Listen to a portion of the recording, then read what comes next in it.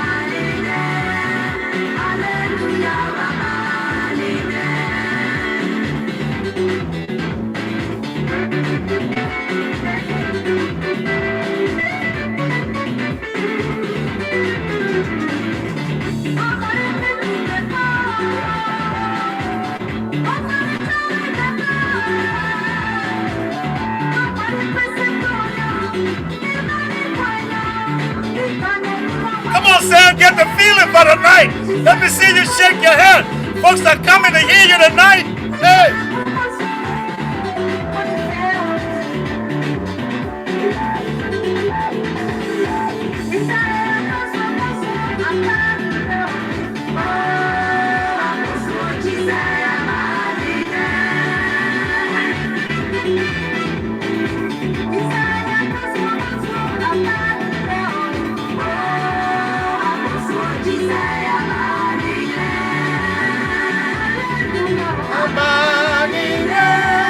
Hallelujah.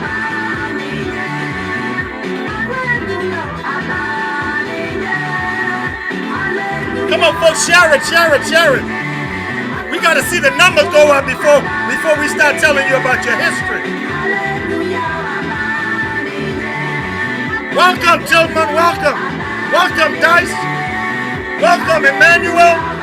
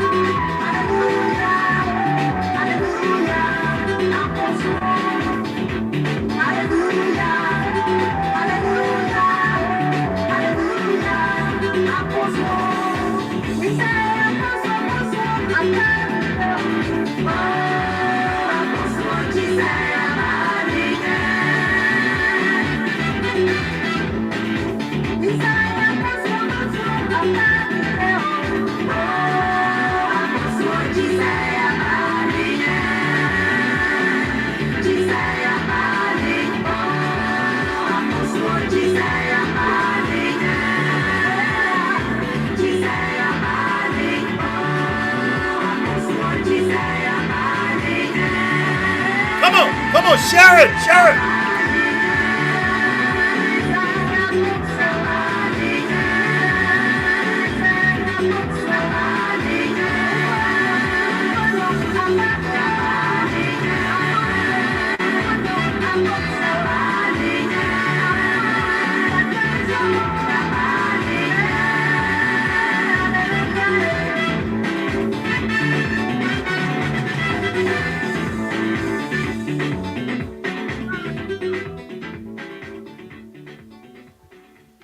Folks, I'm gonna pause the music for a second.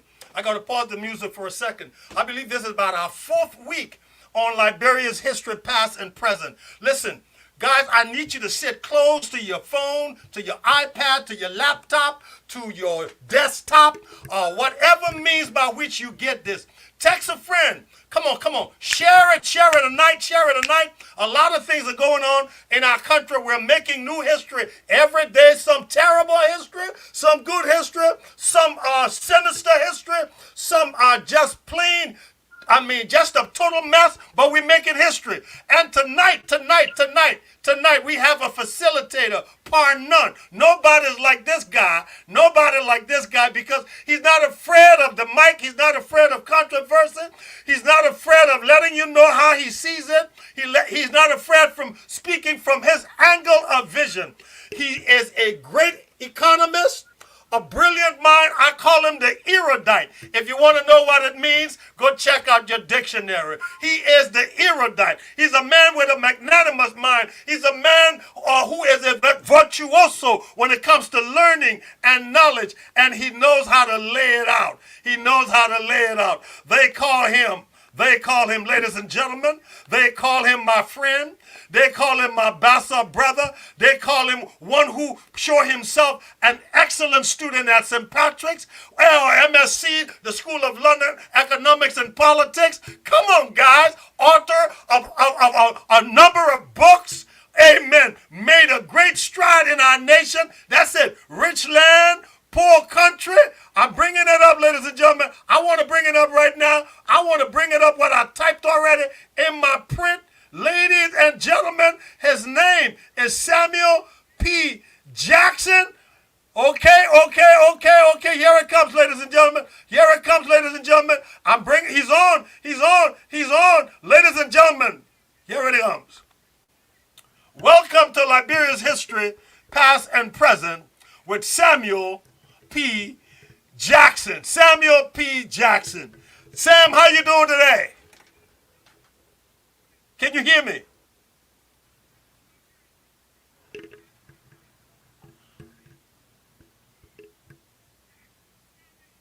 Wow. Sam, can you hear me?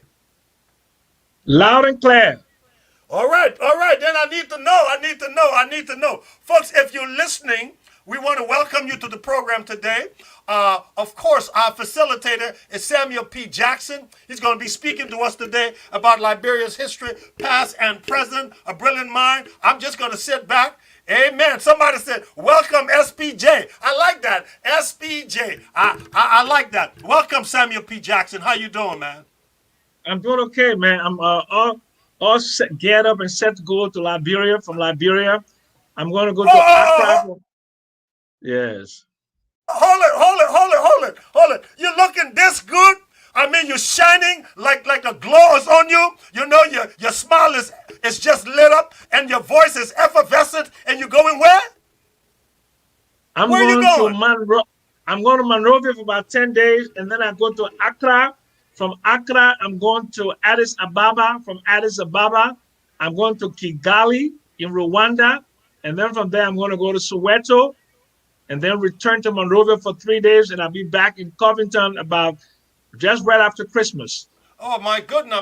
Now, what is the mission on this trip, man? It seems like a multiplicity of countries. You're gonna be country hopping, man. Why this trip at this time? What's the nature of all this country hopping and jumping? What's going on, Sam?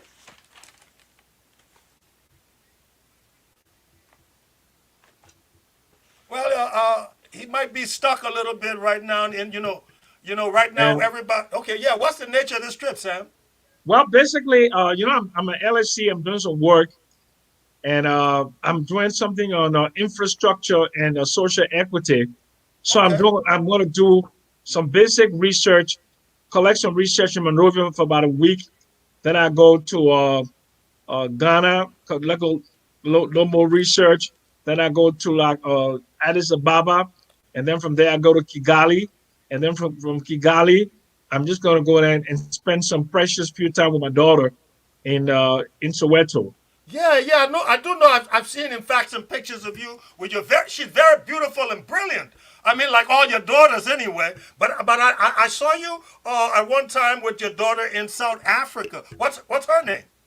Her name is Sandisiwe. Sendisiwe. Well, she's in the Yeah. right place. What does that mean? Well, so Sandisiwe means a shiny, shiny object and the mother of inventions. Oh my God. Folks, you hear how Sam named his daughter? Be careful how you name your children. Give them a name that they can live up to. Can live up to. She's a shining thing. She's brilliant, both in mind and body. Beautiful, brilliant, and I mean just vivacious young woman. Okay, Sam, look. You going to where? You going to Ghana? You going to Addis Ababa? You going to Kigali? Kigali, and then I'm going to Soweto. Soweto. You going to one, four, five countries because you're starting with the homeland. Is Yeah, that right? I'm going to Monrovia. I'll be arriving in Monrovia on Sunday, November 22nd. Okay. Now, I know you said you're gonna be doing some research. Some research. Are you writing another book? A week, and then after that, I go to Kigali, and then just around the 20th of December, I should be in Soweto, and then I'm going to leave Soweto like about 3 days thereafter, and head on back to Accra. Then I come to Monrovia, and then after on the 27th, I'll be going to Paris, and from Paris, I'll be coming to Covington, Georgia. Oh my goodness, Oh, you're going to see the Eiffel Tower. Listen, Sam. I asked earlier, but I don't think you heard it because of the, this happens with CNN, MSNBC, everywhere because of the internet. So folks, bear with us today. It happens with the biggest production in America. Sam, are you researching? What are you doing? Are you planning to write another book? No, well, I'm not planning to write another book.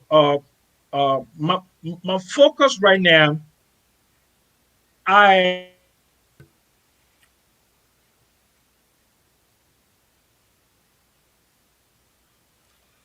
Well, Sam is in a little time warp again. He's in a time warp again. Stay with us, the Kingo. lack of electricity and roads. Okay, so you can start again because you seem to have gotten caught up. You were stagnant for a minute. Okay, Can you no, repeat that? I'm saying that there are two major constraints to economic development on the African continent. Wow. We having that again, Sam. Well, he is working on that. He is working on that. He is working on that. Sam, I'm going to suggest you go in and come back out. Can you? Okay, now this is better. I can see you better. I'm sure if you speak out, I'll hear you if you speak, Sam.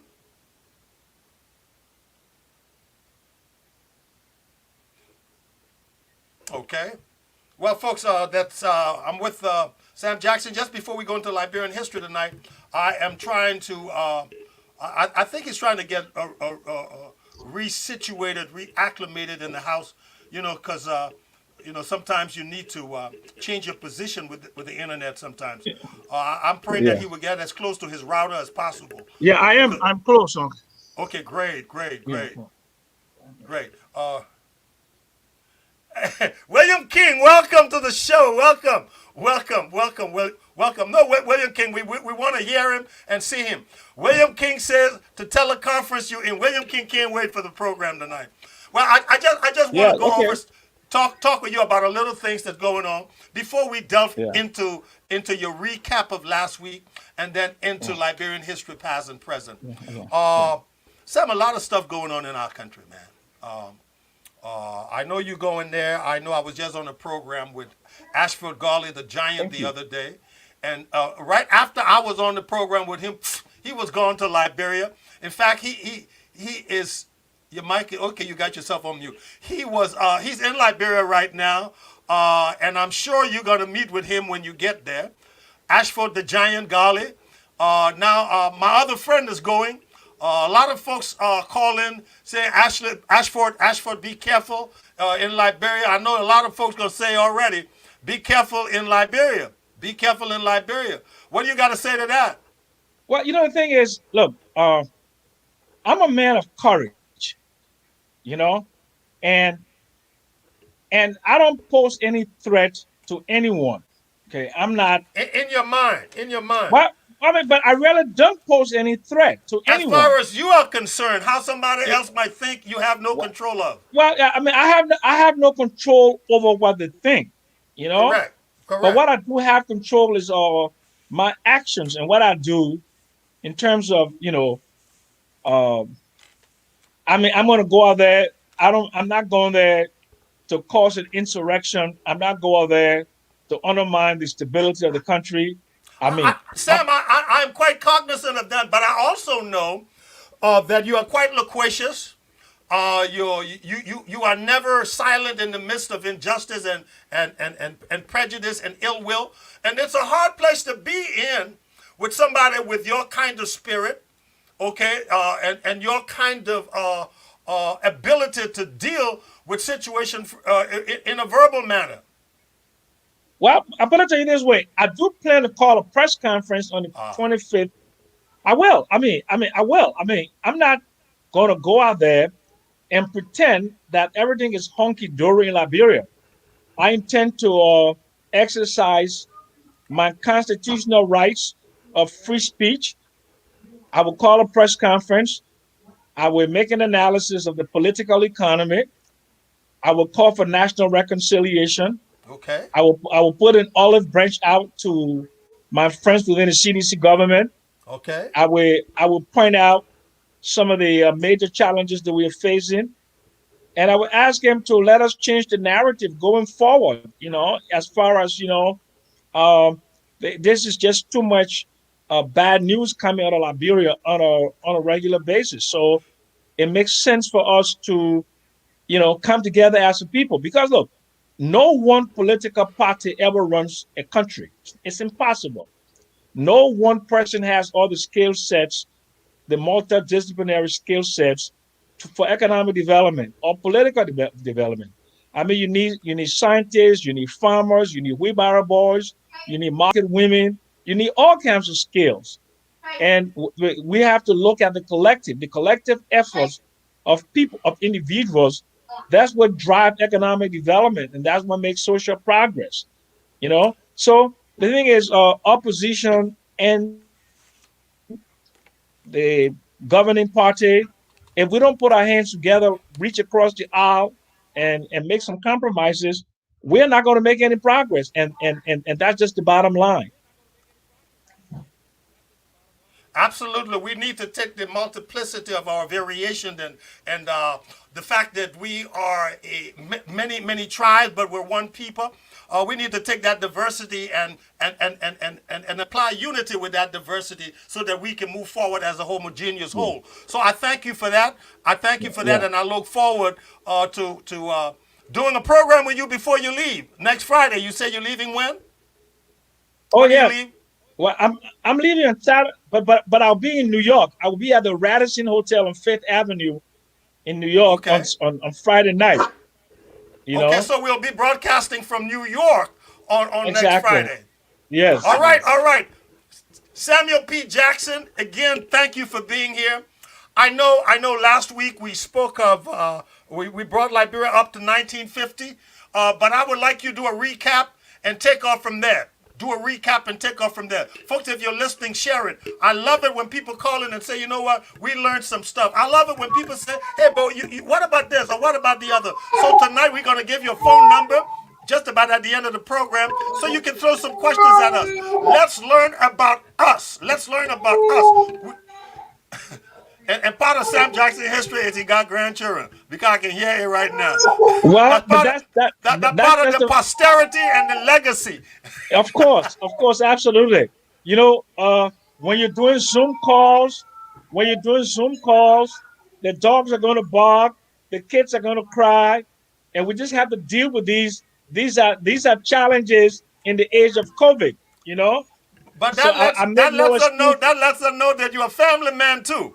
Exactly, exactly. Look, we basically started and we went through a little bit of the top administration, but I wanted to make some clarification. Okay. In 1952, Barclay ran against Tubman, and Tubman won that election.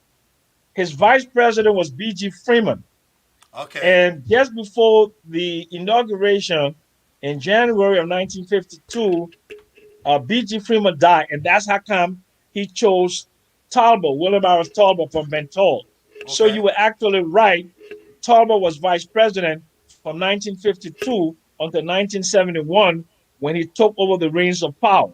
So 19 you're years. absolutely Okay. right. Yeah. So Thank you, sir. in 1955, the election was the Truey Party against the Independent Truey Party, and that's when. Hold it, yes, Sam. Are you telling people we didn't always just have one party before we have this conglomeration of Oh parties? yeah, oh yeah, yeah. You Okay. have, in 1952 was the Reformation Party, and then in 1955 it was the Independent Truey Party, right? So so basically in that election uh, was the one that, and the circumstances surrounding that election, with the election violence, with the plot that failed, the so-called assassination attempt on the life of William V.S. Tubman by Paul Dunbar at the executive pavilion, and they claimed that S. David Coleman and some people tried to kill Tubman. They pursued him, and he was killed, and his body was displayed at the Barclay Training Center. In fact, Hold on to that, Sam. 1 second there. Hold on to that because you going through you giving some good information, but you said so called. It is common belief today that the attempt on Tubman's life was orchestrated by Tubman himself. but It that is that believed. is, yeah. But if you read Tuan Red's book, okay, Okay. and I'm trying to figure the name of Tuan Red's book. My God, she's, the age is getting up to me. Okay, but Tuan Red was with the Independent Truey Party. Okay, Okay. Uh huh. okay. There were two versions of the events. One written from the perspective of Tuan Red, right, and Correct. one was written from the perspective of the Truey Party. From the perspective of the Truey Party was one written by Robert Smith called "The Plot That Failed." If you remember that, the plot that failed. I And remember that book, yeah, yeah, the plot that failed. But I've yeah. also I've heard in circles over the years that this was an orchestration to get rid of well an opposing guy or competition politically. Well, yes, yes. Look, it is the circumstantial evidence surrounding that. Okay, and Tuan Rare was The Love of Liberty. That was the book that he wrote. Okay. Okay, okay. So there were two two narratives, right?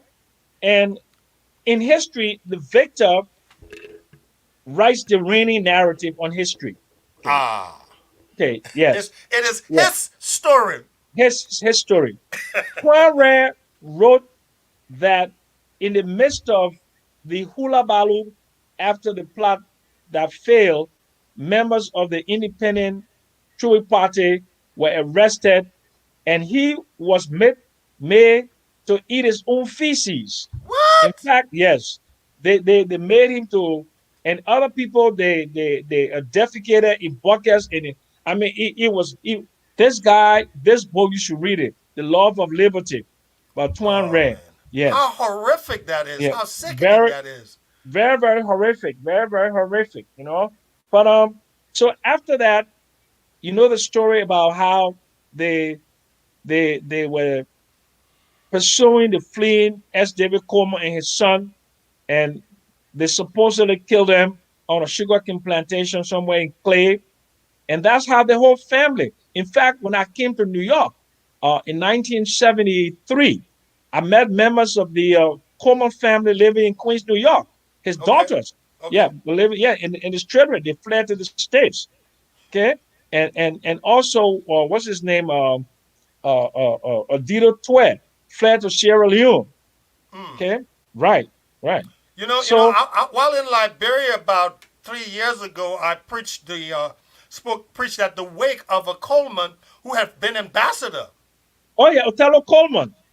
he had been ambassador, and, Oh and, yeah. and, and sitting with the family and learning some of its own history, it is very clear to me from their story that they were ambushed out in their farm. Oh yeah. They were. They With were. I women mean. and children in the house and Oh yeah. shooting. Okay, and then people had to flee. I believe Genevieve Garnett was one of those. Had to flee with young babies in their hands Oh yeah. for their lives. And you know, my mother told me the story that they were when they killed him and his son, they displayed their bodies at Bachelor Training Center. Oh man, that that Yeah. that that is so Yeah. vicious. Yeah. That is so Yeah. vicious. So unkind. But Mhm. I believe there was a purpose though. It was to say, look, it was a way of intimidating people. That was also a way to terrorize people. And anyone Exactly. who dared to put foot. Don't you believe that? That was an effort to again to use another 30 day to a more powerful vocabulary. That was a way of eviscerating the Ah, opposition. I like Yeah. that. Yeah. Annihilating any attempt, Yeah. Yeah. eviscerating any attempt. Yeah. Go ahead, Yeah. Sam. So, you know, so after 1955, um, you know, Liberia began to climb up economically in terms of GDP growth. Remember I told you about Lancet K. Christie, the American military officer who formed the Liberian Mining Company, you know, Yes, and yes, then of course the National Iron Ore Company was formed, and then of course the Liberian American Swedish mining company known as Lamco, correct, uh, which was a consortium of A.B. Grange's Republic Steel and Bethlehem Steel, and then Bung Mines came in, you know. So um, with a combination of rubber, the increase in the demand of rubber. Can you? Can you? I'm sorry, dealing with the kitchen. So with because of the reconstruction of Europe and Japan that were destroyed because of World War II, and the mobilization of a tremendous amount of resources. Charles, you can hear me, right? yeah, I can hear you. I can hear you. I'm dealing with Okay, lighting okay, concerns. Go yeah. ahead. The mobilization of all of these resources through the international system of the Marshall Plan and the creation of the International Bank for Reconstruction and Development, which is known today as the World Bank. That's a Correct. short that's a short name for the World Bank. It's actually its former name is the International Bank for Reconstruction and Development. And the objective of the International Bank for Reconstruction and Development is to provide development aid for countries. And that was formed as one of the two Bretton Woods institutions. And they are known as what they call development finance institutions. Now, um, one of the reasons why the bank was formed because that a lot of countries that were decimated by the war did not have the ability to access private finance capital in the private capital markets. So they created a multilateral institution, okay, with that would be much more flexible in its requirements for lending. And so Okay. that's why the World Bank was created. So that that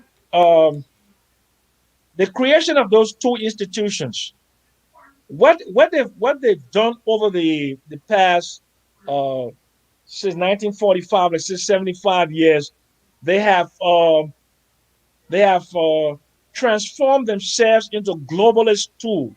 They are tools for the domination of the global south, especially poor nations that are characterized by bad governance and relationships between the bureaucrats in those poor countries and the capitalists in the global north for domination and to continue to extract and exploit those developing nations. So if you look at historically over the last 75 years, you can not see any country that has really been developed purely by its interaction or by facilitation by the World Bank and the IMF. What countries like Singapore and South Korea did They used the International Bank for Reconstruction and Development and the IMF as short-term and short-term and short gap uh, Avenues, uh, conduits. yeah, avenues, so as to help themselves so they can go and access private finance capital. So And they in use it order as to, they use it as a jump start, but as not a something jump start, to but depend on yeah, permanently. Okay. exactly. But most African countries are permanently on the Haha. umbilical cord of Mm. the International Bank for Reconstruction and Development and the other development finance institutions.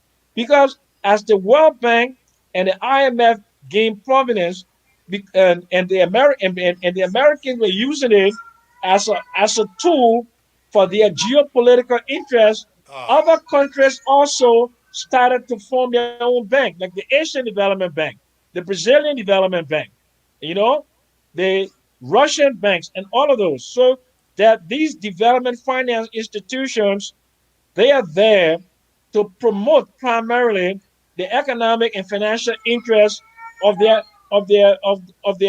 countries. So that is where we are today. So Liberia began its development is, in fact, I mean, if the way I put it in my book, the Tottenham began the modernization of Liberia. Prior to What do 19, you mean by that? He began the okay, because modernization of Liberia. modernization meant to bring Liberia closer into the 20th century.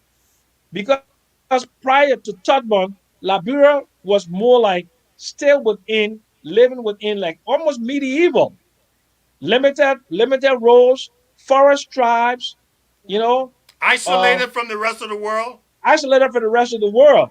So it was the Tubman administration that started to even within Africa. Remember I told you about the Organization of African Unity, Mm-hmm. how it was formed in Sandy Colin. Right? Correct. So Tubman began the modernization of Liberia.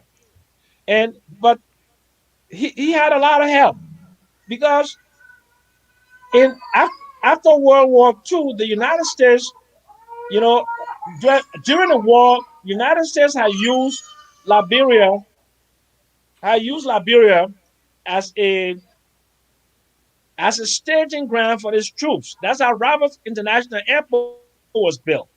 There was a war in the North African theater, and so they were using Liberia as a supply line and as a communications hub for the U.S. military operations in North Africa. So that's how the Freeport was built of Monrovia. And then when these other companies started to come, like the Labrador Mining Company, they started to build infrastructure. Roads now started to go as far as Birmingham Hills. Roads now Now started all to of go these as far as now all of these were results of the open door policy of Tubman, right? exactly open door Okay. policy. Okay. There was an American former Secretary of State called Edward Stinson. What they did was they sat with Tubman and they said, look, we would like to use your country as a model for economic development, and we will bring American investments to Liberia. But this is how we want you to do it. So what they did was they created the maritime program. The Liberian maritime program was created with the whole flag of convenience was created during the Tubman administration, where the International Trust Company came as an agent of the maritime organization. And the Liberian corporate registry program started to register companies in Liberia. Liberia became a tax haven. So the whole idea of using the flag of convenience was number one, lax regulation on Liberia's part, and also for taxation. Today, Liberia is, I think, the second or the third highest in terms of nations that ships that carry the flag. Now, Liberia is number two or three. Liberia used to be number one, but because of the war, Marshall Island and Panama they went ahead of us. But Liberia stayed very high up there. Many ships, many merchant ships still carry the Liberian flag. Now, So Sam. They're not just carrying the flag, but there's an economic plus to Liberia for that. I mean, well, do you have any idea how much money we make from these different country well, ships taking our flag, carrying our it, flags? it is based upon tonnage. A lot of analysis that have been made seem to indicate that yes, it has supported some budget support to the government of Liberia, but that has more. I mean, there's been a disproportionate benefit to the ship owners and to the companies that have run the program. Right now, Lescar is running that program, and before that, it was another company that ran it for so many years until Charles Taylor came to power. And when Okay, Charles Taylor came to power, that's when they shifted it to Lescar, which is owned by this guy Avi Zettenberg and Jay Cohen, two American Jews. Okay, okay, but before okay. that, the the the the Liberian Maritime Program was run by Americans.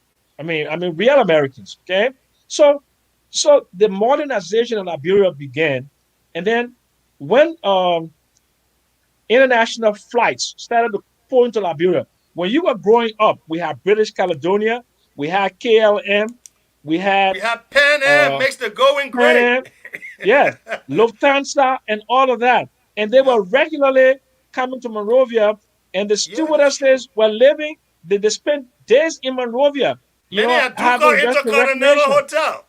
Exactly. And then, of course, in 1964, the Israelis built the Duka Hotel, which is the first five-star hotel in the country. Okay.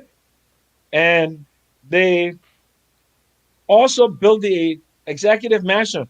Remember when you were growing up, the executive mansion was right there on Ashmore Street, the little bitty house. In Yeah. 1964, at the inauguration of Tubman in 1964, that's when the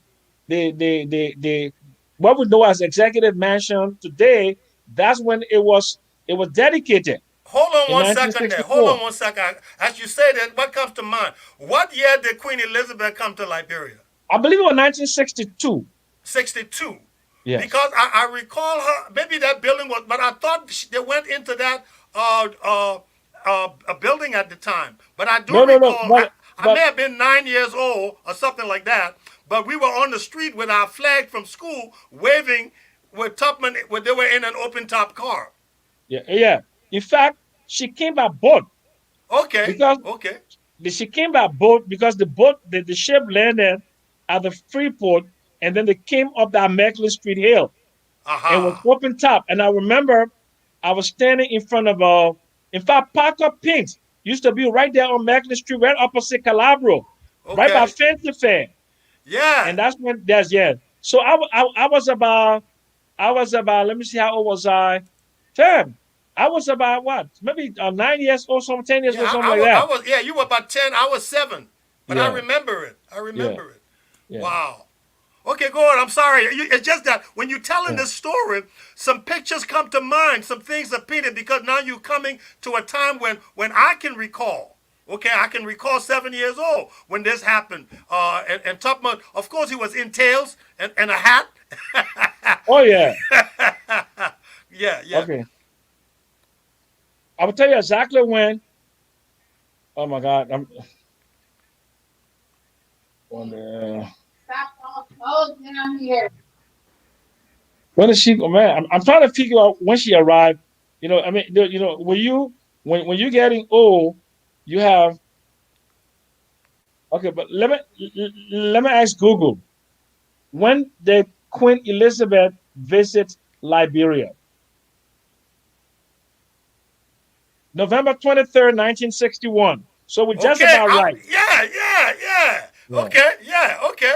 Go on. Go yeah, on. That's yeah, what I like. yeah. We're not perfect and we can't pull everything from memory, but we can tell the story. And if we need help, there are sources we can get it from, including you who are listening. But Oh, let's go on, Sam. yeah. So, so that began the modernization of Liberia. Okay, so Liberia's economic output, gross domestic product, began to increase. I mean, substantially.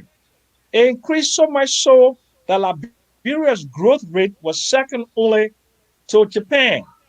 And Japan, because there was a lot of money that was being infused into Japan, and Japan had what we economists call the absorptive capacity. Because Japan was an imperial country. Japan had an emperor, and Japan had, I mean, hundreds of years of of of economic and social independence. So all this money going to Japan, and Japan had a strategic development plan, and that development plan was to manufacture was to sell manufactured goods to the world in terms of electronics, in terms of fabrics, and so Japan became the factory of the world. So the same way that China is today. So that propelled Japan's growth rate because the way, yeah, Oh, Sam, yeah, Sam, wait a minute, wait a minute. Is that why all the toys we used to see, all the stuff used to come and used to have them made in Japan? yeah. But before made in Japan, Uh huh. okay, it was made in Hong Kong, remember? Yeah, yes. Yeah. But guess what? Then we found out that the made in Hong Kong was cheap. So when somebody wearing something from Hong Kong, man, move from here, man. That's made in Hong Kong, man. No, let's make it very clear. Cheap in terms of not price, but in terms of quality. Quality, very, Okay, very, okay, very okay. almost like the way Chinese goods in Africa are low quality today. Uh huh. Yes. But you see, because that is a transformative process. The idea why you locate manufacturing in countries like Hong Kong, Japan, and China is because of the low labor cost and the cost of capital and the high absorptive capacity, the ability to absorb a lot of capital to create output, right? So when you have that kind of situation, you create a lot of efficiencies, okay? And capital has to be deployed efficiently. And then the output has to be quality. And then there has to be a demand for that. And then you have to recoup your investments. When you recoup your investments, then you have to make an income, which is a dividend, and you have to create wealth. So countries start on the totem pole, which is basically agrarian economies, then they transform to industrial economies, and then they move to the technological age. One of the Aha. problems why African countries have not made significant progress in terms of transformative economic progress is because they have not gone through the process agrarian reform to industrial development and then the technology. Go on, So Sam. Go yeah, teach. yeah. So Africa is leapfrogging. When you leapfrog from agrarian and when you go to technology, it means that just a small portion of your population will be using that technology. And just a small portion of your population would have benefited, would have would have acquired wealth. See, farmers created the first surpluses. The farmers that were more efficient, they planted and they harvested more. Okay? And Mm-hmm. when they harvested more, they could not consume all of it. So what they did, they sold the surplus.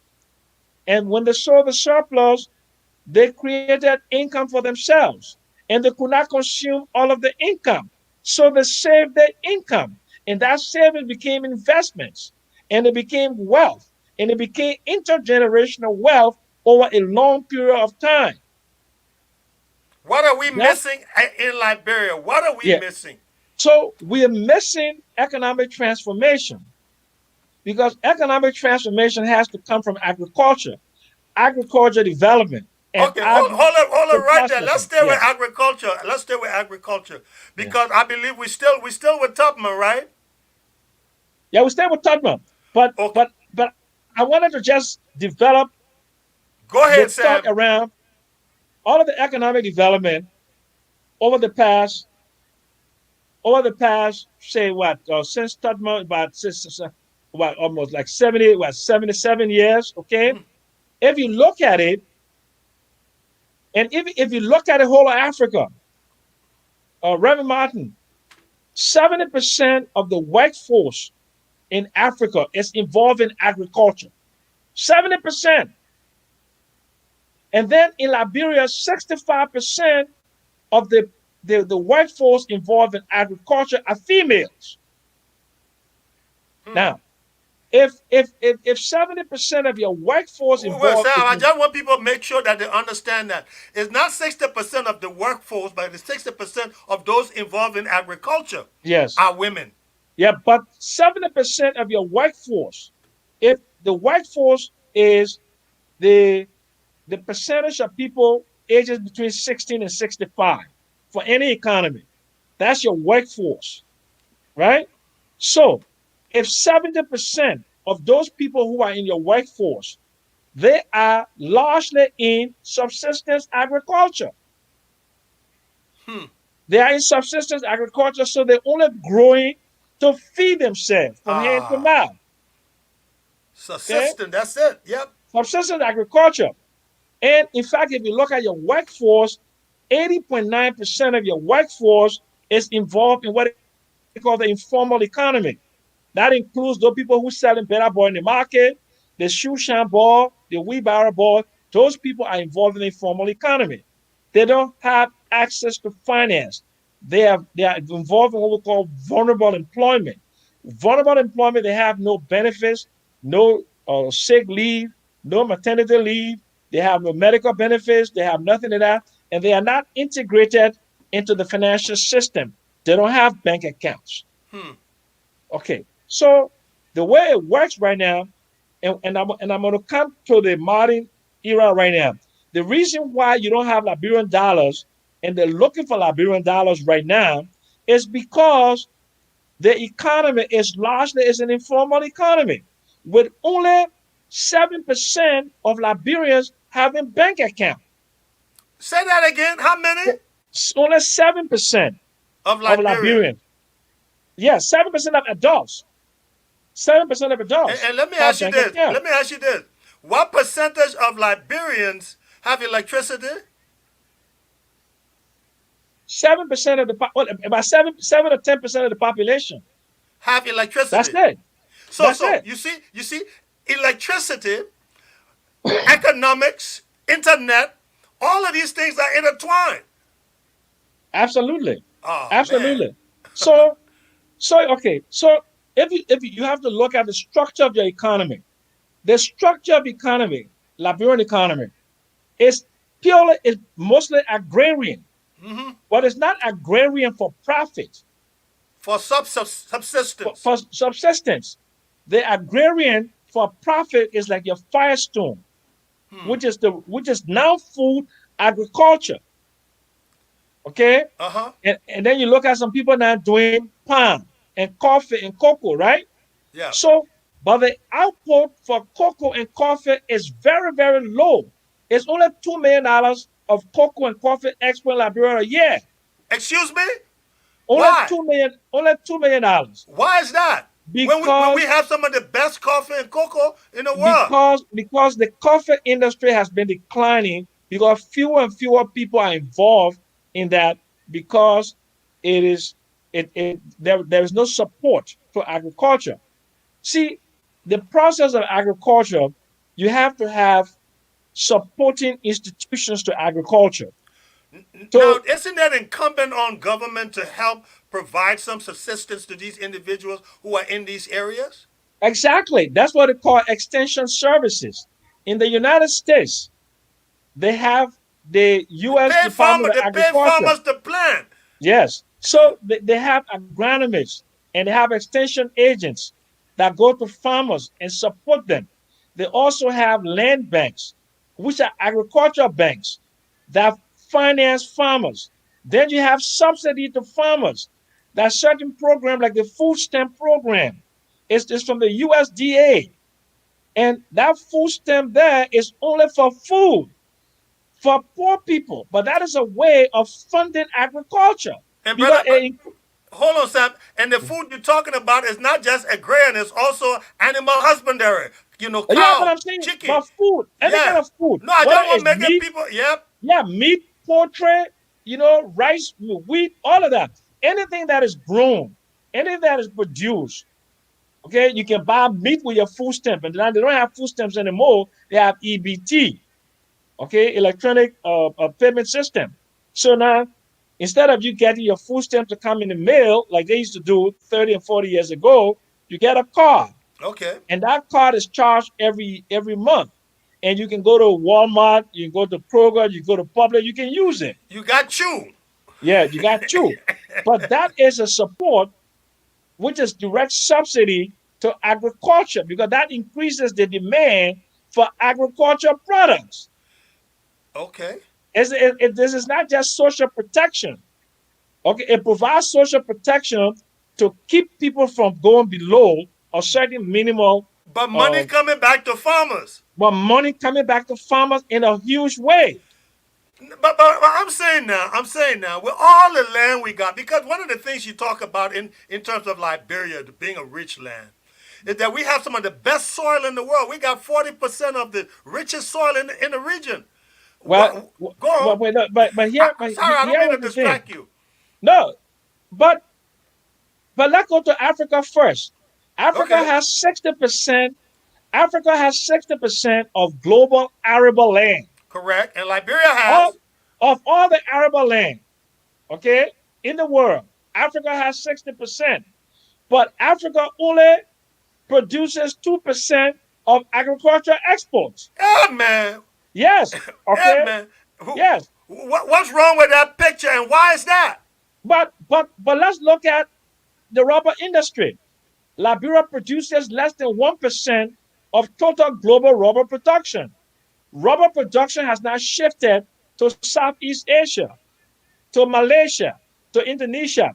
The international standard for rubber production now is not Liberia, it's standard Malaysian rubber, standard Indonesian rubber, and you can go to the rubber commodities exchange. They set the prices But for but but raw Sam, rubber. Sam, I need to understand something, and I know Liberian people shaking their head too. They want to understand something. How did we get this paradigm shift? Okay, what changed that we my internet? Okay, the Chinese have something called Kaizen. Say when things change, if you don't change with it, you get left behind. Look, Where is the paradigm shift? Where they're left behind? but here is the thing. I think we're a little frozen here, folks. Bear with us. Bear with us. Look, This is can you this is hear an me? Can you hear important me? thing Yeah, because I'm if we fine. were the Okay, people that really the world at one point turned to for rubber in the okay. 20s, I'm sure. Yeah, in Now, 1926, where did the shift come from? Didn't we okay. see the shift coming? Didn't we prepare for it? You know, like many of you will look today. All of us remember we used to go to You Blockbuster. I warn you, go, you pick up your tape. Everything's changed now. But you need to change as things change. Maybe we did not change as things were we didn't change. In changing. Now we fact, only get we only 1%. yeah. Remind that you're freezing. You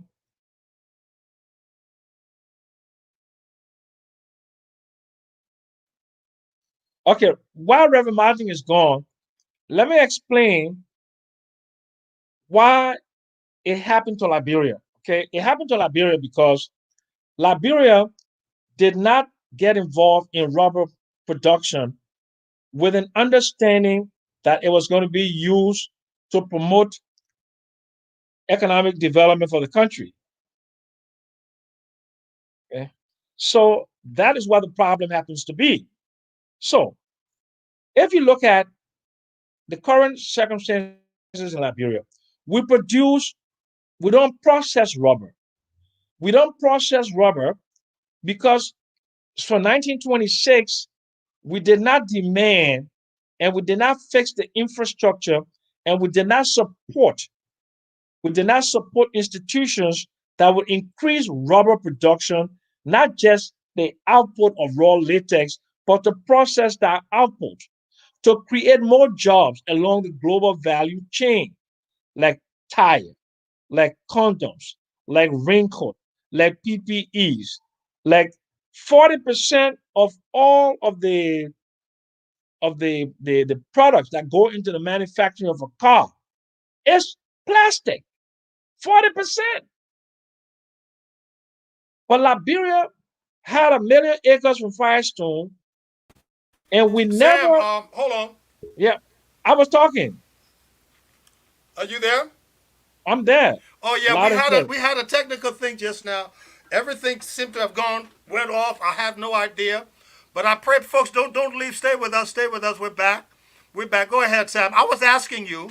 I was asking you. How did we get this paradigm shift? Because at one point we were like number one almost in terms of rubber production. What changed? Or is it that we didn't change as things changed? What happened? We didn't change, we stayed stagnant. Ah, You see, the only constant is it's change. change. That's the only constant. And we have to adapt to changing circumstances within the industry. Correct. What Malaysia, Indonesia, Vietnam, Thailand, and other countries, they went into robot processing. They went into value addition. They went into manufacturing, and they became industrial states.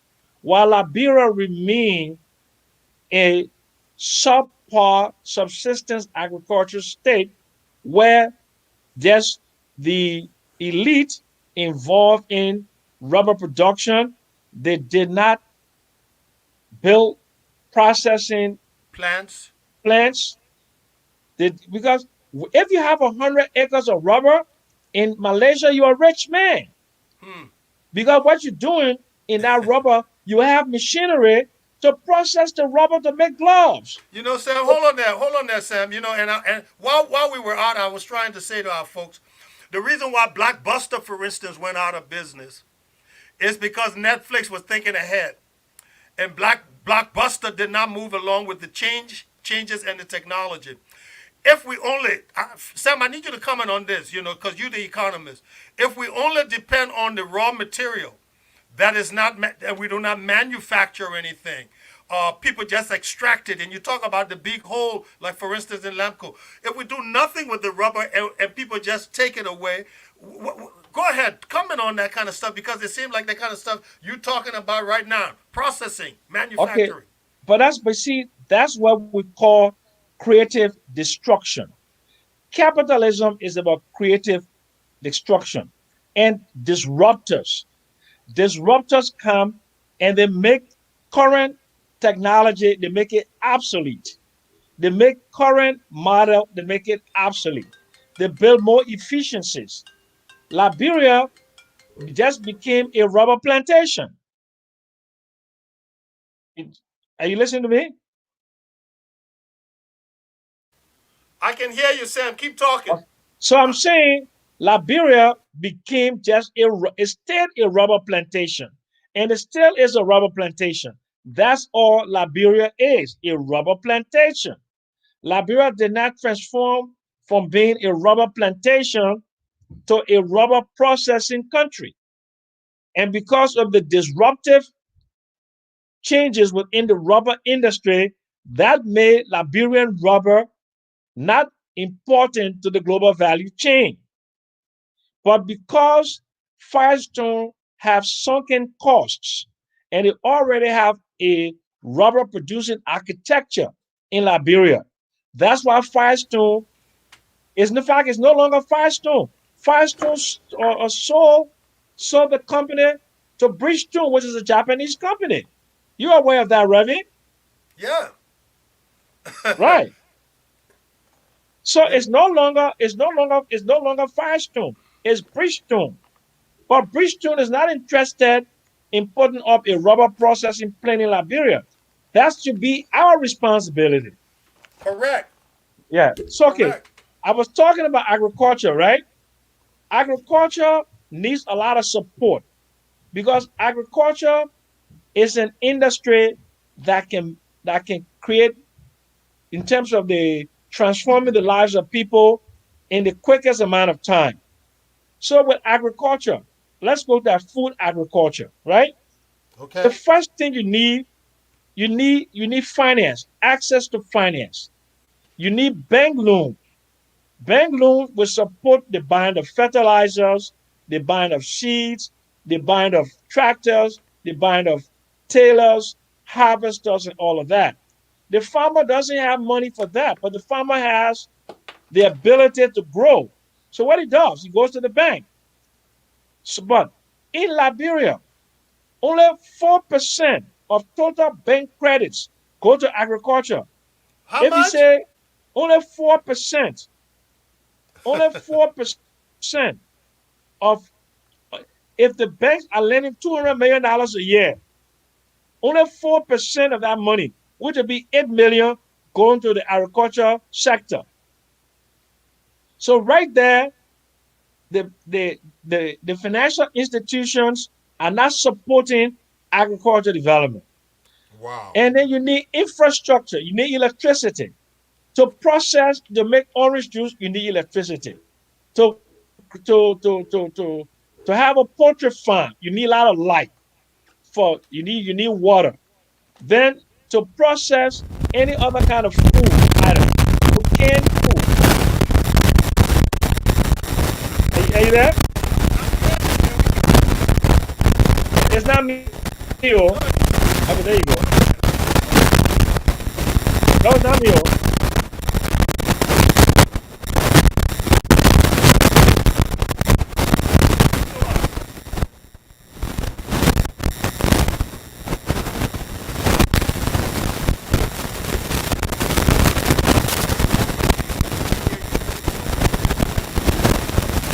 Head up, man. Come on.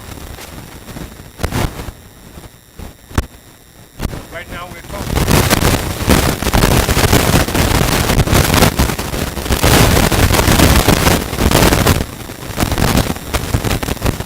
Let me let me leave the studio and come back.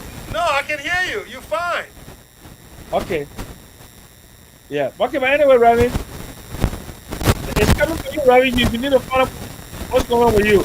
No, I'm fine. Nothing wrong with me. I'm moving. I can see myself. I can hear you. Yeah, but I'm distracted. I'm getting a Okay, okay. I probably it's probably the way you're hearing me. Let me do something here. okay. You guys stop. I can hear you fine now. Okay, good. I apologize. I apologize. I'm glad you Okay. brought that up. Go ahead. Okay. So what happened was that agriculture, you need roads, you need electricity, you need warehousing, you need packaging, then you need transportation. You have to support agriculture. The reason why I'm seeing all of that is because if you look at the Tubman administration, the Tubman administration concentrated mostly on what we call the extractive industry, iron ore and rubber. It did not build capacity in manufacturing. It did not build capacity in agro processing. It did not build tourism. It did not build any form of other industries. Farm to market roads. Okay. So it kept the economy narrow. When the economy is narrow, then what it does, it restrains economic growth, and then it restrains revenue. So It Sam, restrains you say a bottleneck like a big traffic? exactly Oh wow. because because you have to expand the private sector. The way to expand the private sector is to produce more goods, produce more services. People have more income. When people have more income, there will be more aggregate demand and there'll be spin-offs in all kinds of different. Then the shoe repairer will start making money. The dry cleaner will start making money. They will build a movie cinema. Instead of having the little dirty video clubs in Monrovia, when we were growing up, we went to All right, Roxas man. Cinema, Relda Cinema, Rivoli Relda Cinema. Cinema. Yeah. We went to a Gabriel Walker Cinema. Theater, went to Yeah. Crime. That's right. All of them, and we had very good movie theater. I couldn't wait to go to Rivoli. Yeah. So, I mean, this is not just about reminiscing about our childhood, but but even It's showing though, how we got where we are. Go yeah, ahead. but but that that was not expanded because only 5% of the population was had 95% of the income, which is the growth without development. Maternal mortality was very high. Okay, infant mortality was very high. Electricity. Charles Martin, when you and I were going to St. Patrick's in the 60s, okay, only 10% of the population was Yeah, man. literate. No, man, Sam. In the 70s, we were going to Barry. Don't get me way to the 60s. No, Oh, but you're right. You're we're right. talking You're about right. You're right, though. You're right. late The late 60s. 60s. You're right. Late You're right. 60s. You're Yeah, right. You're yeah. right. The late You're right. 60s. Yes. There you go. Whoa. Tell me your story now. No, we had electricity. We did. We Well, did. no, yeah. It was But all over. It was all over. it was not all over. It was I just mean, all within over Monrovia. Maria. Yeah. Running, Exactly. running water. Yes, but it was just there in that Monrovia there. It didn't even go to Cinco until later on. Okay. Okay? So, and we all knew each other because Yeah. Monrovia had a population under 100,000. And the people that came to Monrovia came to serve the settlers, the descendants of the settlers. That is so true. That is so true. Yes, That is they so came true. to live with them in their homes as In wards, indentured servants. Yeah. indentured servants. So, and then, like my father, the name I got, he was living with a Jackson.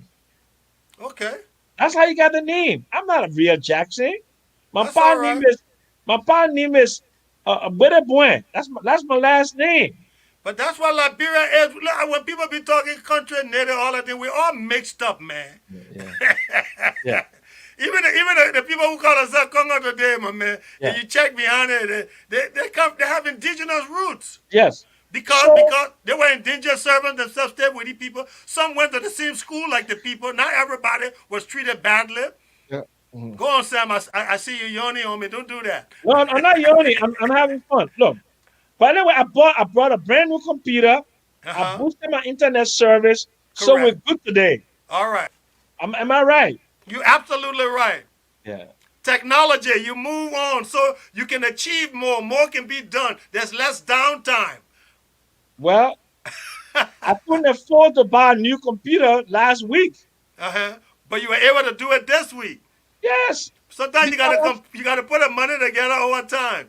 oh yeah, because I'm traveling, and when you're traveling, you get a budget, Okay. and when you got a budget, you can chip a little bit here, chip a little bit there, and you Uh-huh. can do some So, things you need to do. but the computer is very necessary for you for the work that you do. Yeah, no, but I had a computer that was okay, but my internet, and I didn't realize that my internet service was not, Up to and par. yeah, but I didn't know how to test my internet, my uploading speed. I didn't know how to do that. So when I went to Spectrum and I called the technical people and they asked me to do the test, they said, "Why it's too low?" Yeah. It was like at 28%. Not for what you do. Yeah, exactly. But I All right, really let's have go back to learned. the history. Yeah. So So then you have this open door policy, and you started to see the modernization of Monrovia, not Liberia, the modernization of Monrovia, Monrovia. because Liberia is Monrovia's center. It still is. Right now, Montserrado County is the largest county in terms of population of 1.5 million people out of a country of 5 million. But all of the development in the country is Concentration, centered focus. and focused in Monrovia. And you cannot, Monrovia is not duplicated anywhere. The only thing that comes close to it, and it's a very, very far second, Right, is right. Hmm. Ganta. But the reason why you have Ganta, because Ganta is the trading post between Liberia and Guinea. I When see. they're bringing those agricultural produce from Guinea, the pepper, the bitter balls, and other agricultural produce, they're bringing them. The place they rest is in Ganta. That's why the hotels and the restaurants, if you go to Ganta, there's life there with restaurants and food. Now, Liberia is funding Guinea, is funding the development of Guinea What do you because, mean? What do you mean? thank you, because those trucks that are bringing the goods, their capital investment. and they have to be amortized. And they have to be amortized based upon what? The revenues. Now, And now, what the Sam, revenue Sam, Sam, I understand you, but somebody listening is saying, what do you mean by amortize? amortized means when you pay for something, you got to recover it because it called recover. That's what amortized means Okay. to Okay. recover your cost, All right? right. And how do you Okay, recover so the cost when you bring the truck? you got to recover the cost from selling it to the stupid Liberians, selling them Ah. pepper, selling them bitter ball, selling But them but they're not onion. planting enough to feed themselves. That's They why. feed themselves And we because and we got the soil.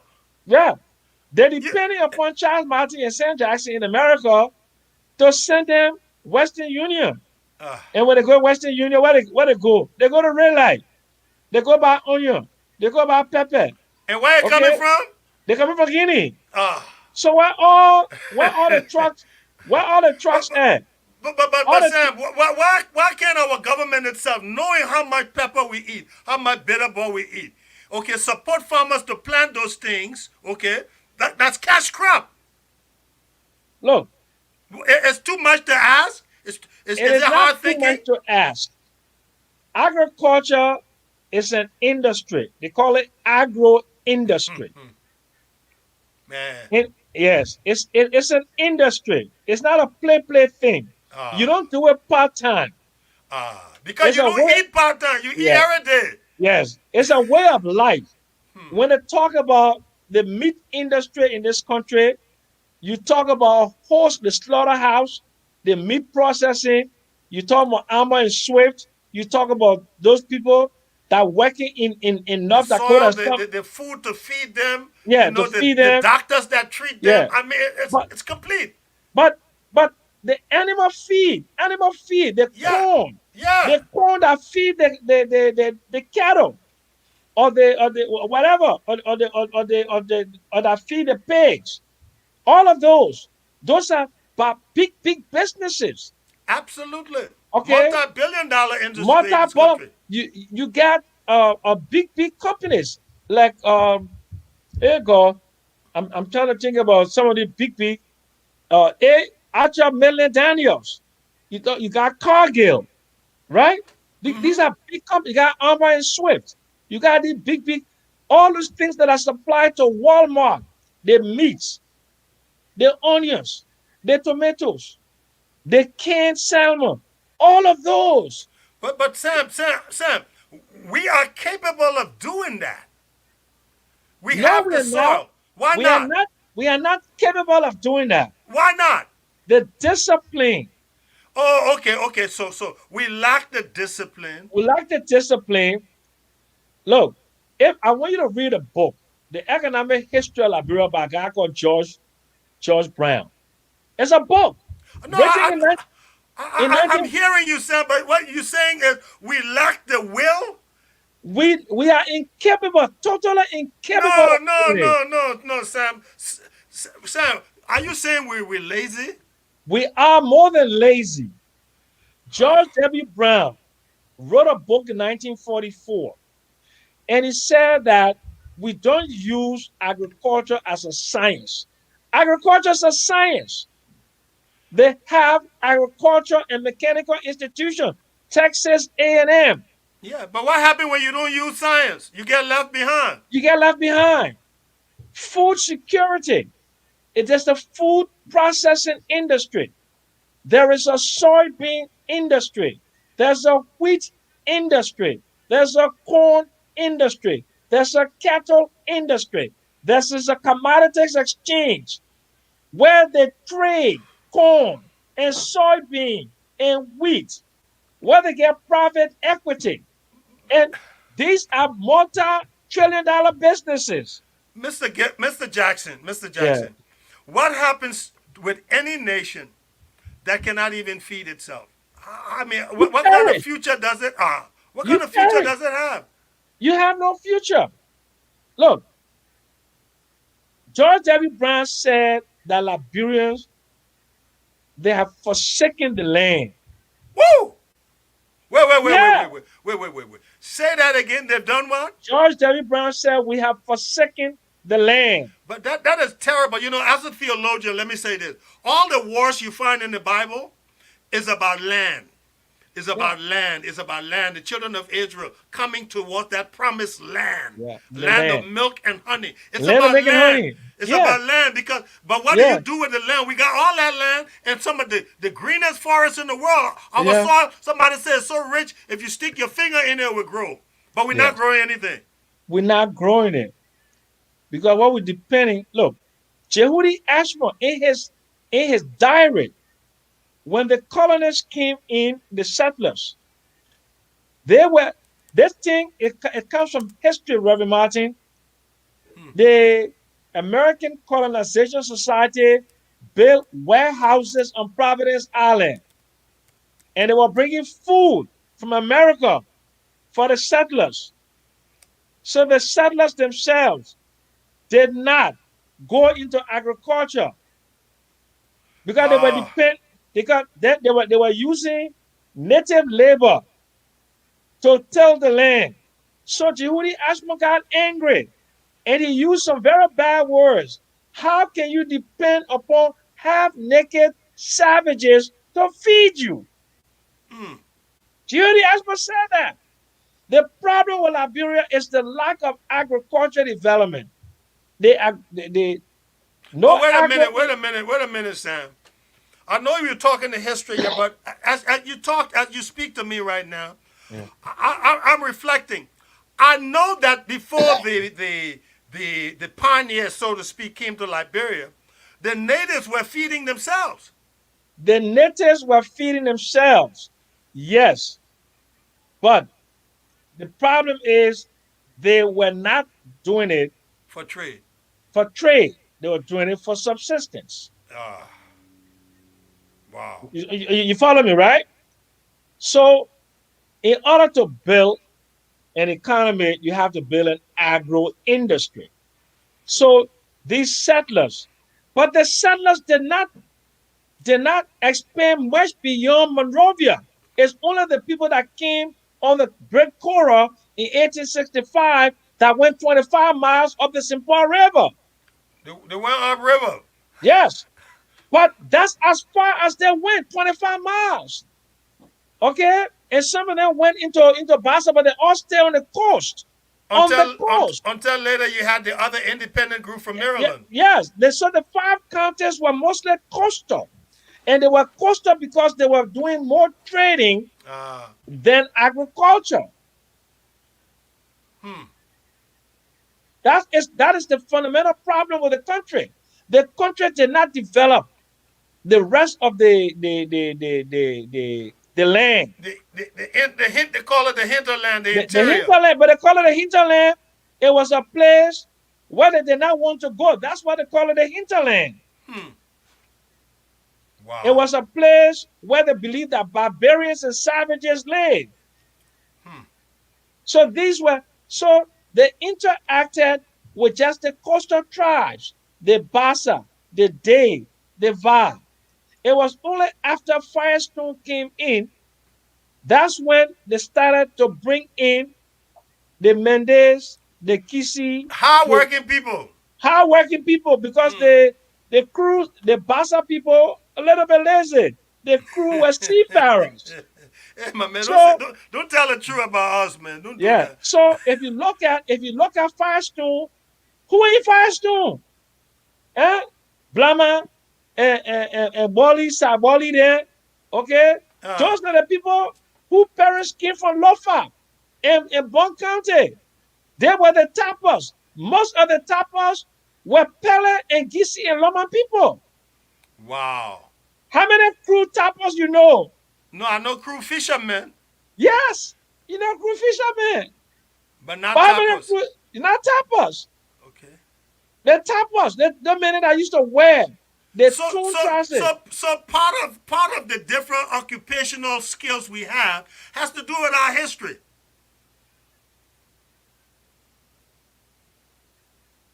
Sam is getting some water. I hope. So Yeah, I'm so getting some what? Yeah. you see, the rabbit can Where's read a the line, ginger? my man. Ginger. so so Yeah, I'm asking my daughter to give me some ginger ale. so Yeah. what I'm picking up, Sam. a lot of the different skills we have to do with regional. Regional, Whoa. regional, Yeah, regional. we I know the mean, Crucible Love book that, but I later on. But yeah. before there were fishermen, there were fishermen because But they were but they were near the the coast. best. They were the best navigators. That's true. They call them crew because they were the crews that used to navigate the white vessels that came and brought them inland, and they Because they knew knew all the dangerous spots. They were familiar exactly. with the terrain. Yeah, Okay. and they went to Liverpool. They went to Liverpool. My uncles The, went to Liverpool. the crewmen. The crewman. There's a girl on Facebook, Natalia Wardlaw. Okay, she is the granddaughter of Jackson Wardlaw that went to Liverpool in the 20s. Wow. My father's cousin, Thomas Bestman, his daughter, Ann Barton. I found them when I was writing my book. When I was writing my book, they read through the research. I found my bastard cousins in Salvador Bahia. I Where that found South some of them. America? Yes, I found Wow. some of them in in Panama Black through the crew research. people. For actual Bassa people, they knew that they are Bassa. Okay. Wow. Now, Sam, let's go back. We drifted with some important information. So Queen Elizabeth is in Liberia, visiting Tubman, visiting Liberia, all right, around 1961 November. 61 November. Right.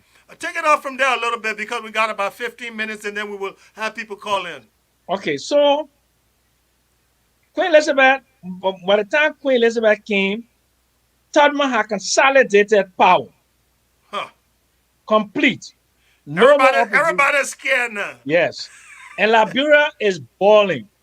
You got Lamco, you got NIOC, you got Bung Mines, you got LMC. Eh? Yeah. You got the Peace Corps in Yeah, Liberia. yeah. Yeah, Then, yeah. then they started to build infrastructure. Vianini Okay. and Remo Concrete Power. Remember All the two right. companies? Yes, I Remember remember Vianini? I remember Viannini. I remember that name quite Vianini well. was Italian. That time, Italy had about the same per capita income as China. So Italian workers, Okay. we couldn't afford to bring Northern European workers. So brought Southern Europeans, the Italians, the Vianinis. They're Vianninis. the way like you had the Chinese companies building infrastructure in Africa. Uh Now huh. with the Italian companies were building infrastructure in Africa because it was cheap to hire an Italian. That The cheap labor Italians, the Italians were not only coming to Africa, but they were going to New York to in the build. 30s, the 40s, the 50s. Andrew Cuomo and parents. Yes. Okay? Or they were Aha. going, they were the workers in the factories and the Irish. Okay, so now we got this infrastructure going. Liberia So balling. The now economy is great. remember now we used to be afraid of the dynamite, remember? Yes. Yes. They used to What were put they a doing? They fire in were the hole. Fire in the yeah, hole.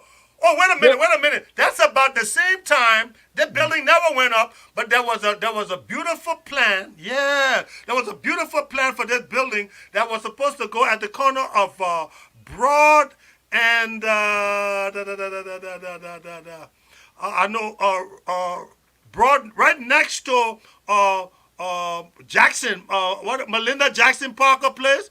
It's called in ABC the Building. ABC building. Yeah, yeah. They dug the ground, Oh the yeah, but foundation. The it building never became a went up. football field. It became a football The field. building never went up. Broad and Lee Street. Yeah. Yeah, Across that far from telecommunication at that time, and later on exactly. where you had the Mandarin restaurant. Exactly. Whoa, whoa. Okay, so we balling, things going on. What happens? In what are But some of now, the but wait things? now. Uh huh. We are balling, but the rest of the people are not balling. Hey, my man, what different? Ain't changed. No, but it changed because How it changed? Who balling because today? How many because people but balling? How many people wait not now. balling? All right, The go ahead. Martins, the Martins, the Jacksons, the Dennis, the Coopers, and they put our team with them. They were Yeah, balling. they were balling too. I trigger down economy. But the ones that were balling, they were half balling because they were tapping rubber Ah, in Firestone yeah. with their children there. Mm. And they didn't have a high school in Firestone. Wow. If you notice, the boys that came from Firestone, like my friend Joseph Roberts and Emma Mellis, then, when they graduated from a ninth grade, there was no high school. But It wait was a only minute, Sam. Sam, wait a minute here.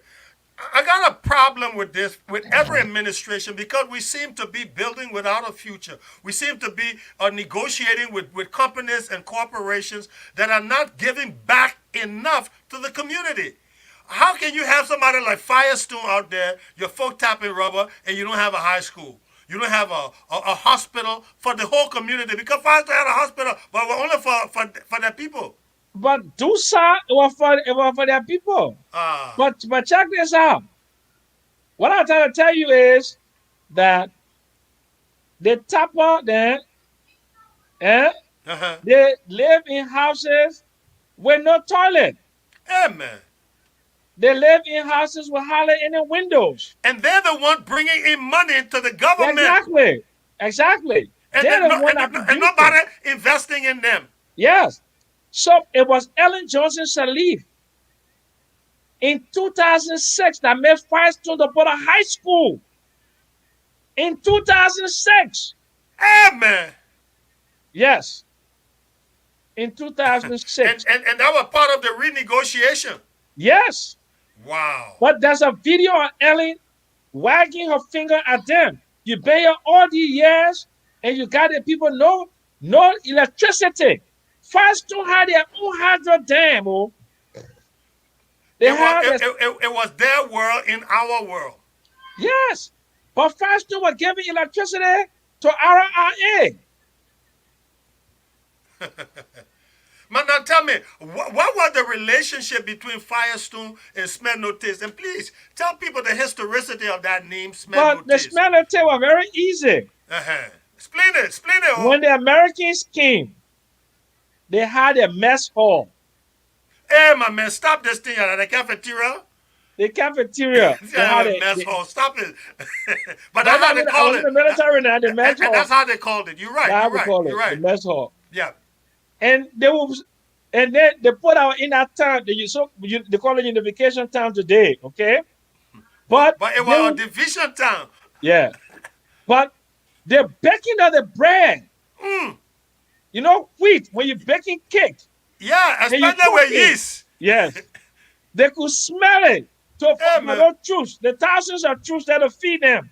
Hey, man. Yes. And the people could smell it. They smell the baking of the bread and the cooking of the food. All that aroma in the air coming to All the the aroma in the village. air. So that's what they call it smell no taste. No, no, no. They could smell it, but they were not eating any of it. No, but smell no taste. No Yeah, that's taste. what I said. They were smelling it. The military boys, they were eating the bread in their country while they were Yeah. hungry. But you know who are eating it? Yeah. If the military boys were killed to look for a woman, Oh, the guy they were eating they got eating it. it. I hear you. I hear you. I hear you. But my Yeah. man, bring me some of that bread. Bring me some of that bread. But they have what they call apple women. They were comfort women for the troops. Well, that's always in a Oh yeah, situation like because that. when I was in Japan, I was doing the same thing too. Okay, but anyway, Yeah. so there are a lot of people that you and myself know. Their their their fathers had them. Okay, they were American black men, Mm-hmm. light skinned men. Then had them by the native women, Uh-huh. the Wow. apple women. Okay. Okay, Wow. so that smell notice came about. Came about. Smell no taste. Alcee Davis. Yeah, he was one of those Yeah, soldiers one of that them. Yeah, stopped there, yeah. over there. The Okay. renowned actor, his wife Debbie. Okay. Okay. So now we now living under the Tubman regime, Tubman administration, right?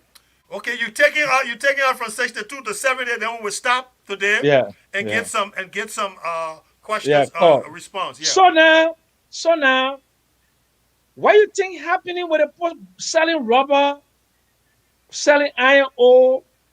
President bought a yacht, you Mm-hmm. know, presidential yacht. Then they put in, President got private zoo. yeah, private rule, total. Then the kings, the Genesis, they started to buy villas in Las Palmas, Yeah, man. the Canary Island.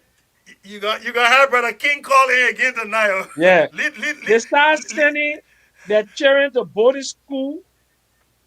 Yeah. His pa started going to school You know abroad. you're right. My three sisters at that time went to school in England. But I went to school in England too when I was a kid. I was 8 years old. Blessed Sacrament Convent. Yeah. That's where I Rhodesia went Esther Maria went. I And went to Hexham Hydro Grammar School and they were in Newcastle upon Tyne. yeah, they were there with my sister-in-law, Yeah. Madia I Harris. said I believe Mayada Famula went to school there in England too. every one of them went Yeah, yeah, to grade school. yeah. All Oscar Cooper, Ben Cooper, Maurice Cooper, all the Genesis, Uriah Porter's daughter, Paul Dennis. Theodosia Porter. Yes. Yeah, go Okay. on. Some of Wow. them went Gerald Padmore then. Okay. All of them went to school in England and Switzerland. Things were balling for a few. Teacher balling for a few. Then they had a Sack Tower, the Saturday afternoon club, Sack Tower. Yeah, That yeah, was the Sack Tower. And the that old was folks the then used club. to go to Mama Rina. Yeah. Now the poor masses, the balling I work for Nunu, Yeah, eh? man. And then the other poor then go to Marina, eh? Then they go to Pepper Bird, But eh? some of us went to Fancy Fair. But we went to Fancy Fair too. That's what For I'm talking 10 minutes. about. Oh, Then okay. sports Sport commission, commission. that's right. That's when the Yeah, first time I tried to bob an yeah, apple, where to put an apple in the tub, yeah, and you try to get yeah, it with your mouth. Yeah, yeah. To eat Calabria ice cream. there you go. But Calabria but was the man that built Salvatore's. I remember Salvatore. Salvatore restaurant before you got the Duca. Yeah. Oh, beautiful, Then nice the Duca restaurant. Hotel with Amen. the roof garden. Yes, sir. Yes, sir. Yes. I used to, as a kid, 9 years old, I sang in La Parisienne. That was the club they had. Oh My mom yeah. had to escort me. But Yeah. so things were lively in Liberia. Schools were excellent. No, The not Liberia, in I mean Monrovia. Monrovia. Let me correct myself. Monrovia. Let me correct myself. Then we have Maria Rock. Ah, Maria Rock, yeah, the big candy. the hot candy. Yeah.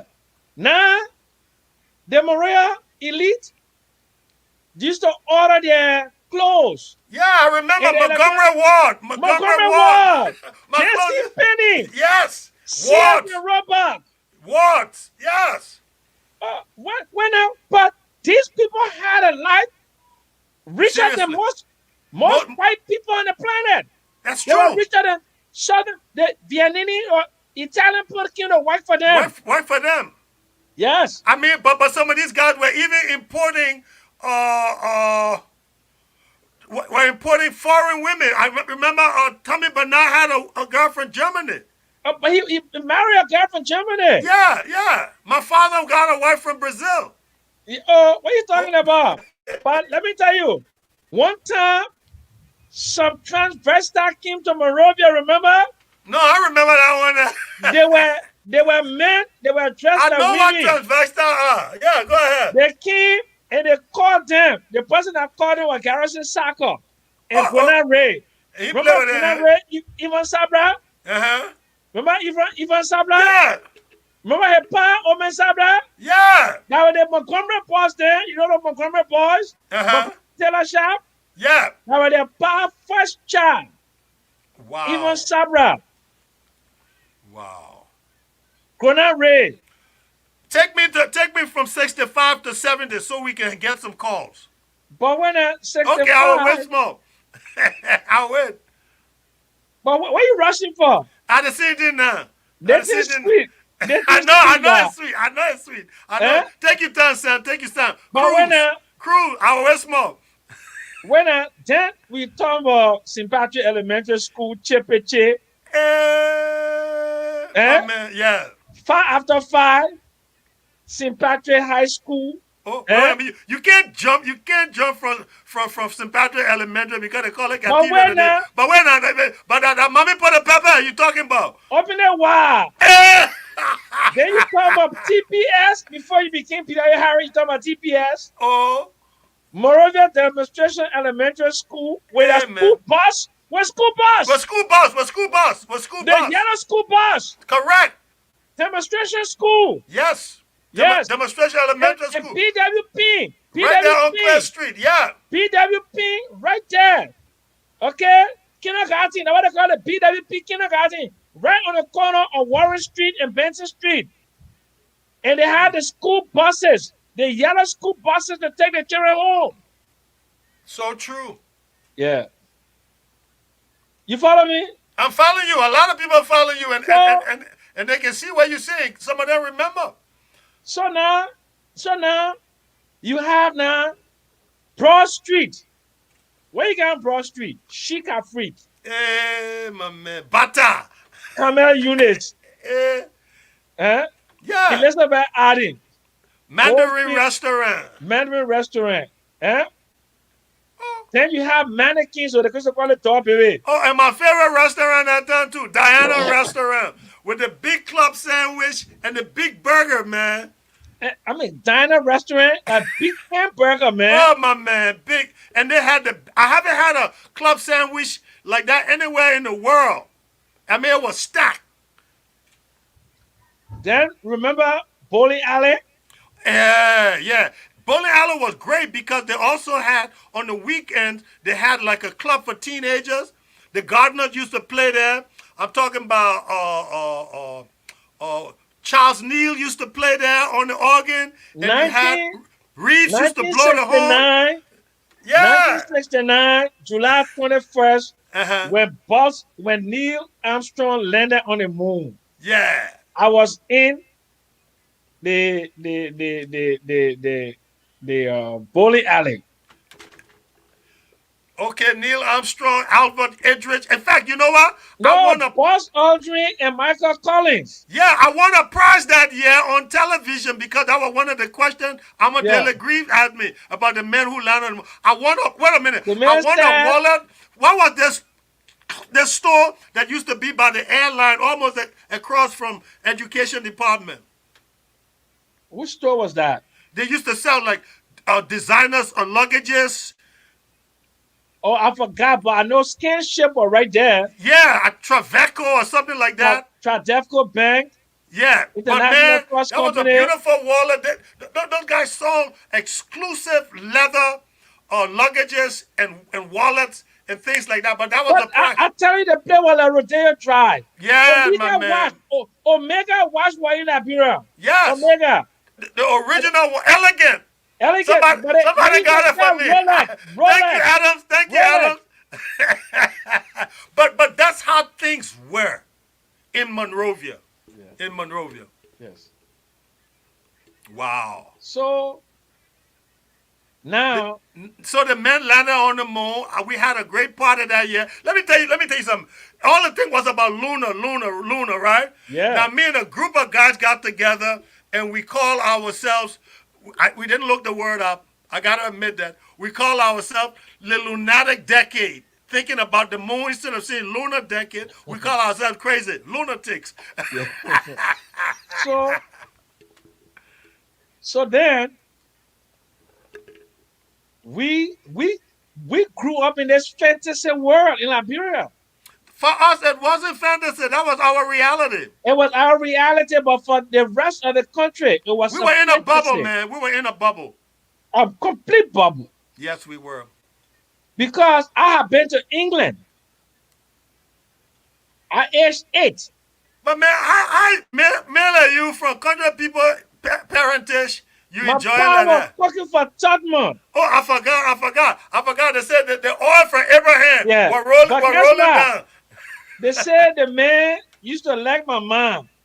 Which man, top man? Yeah. They So said? so the man used to send my pa on the ship.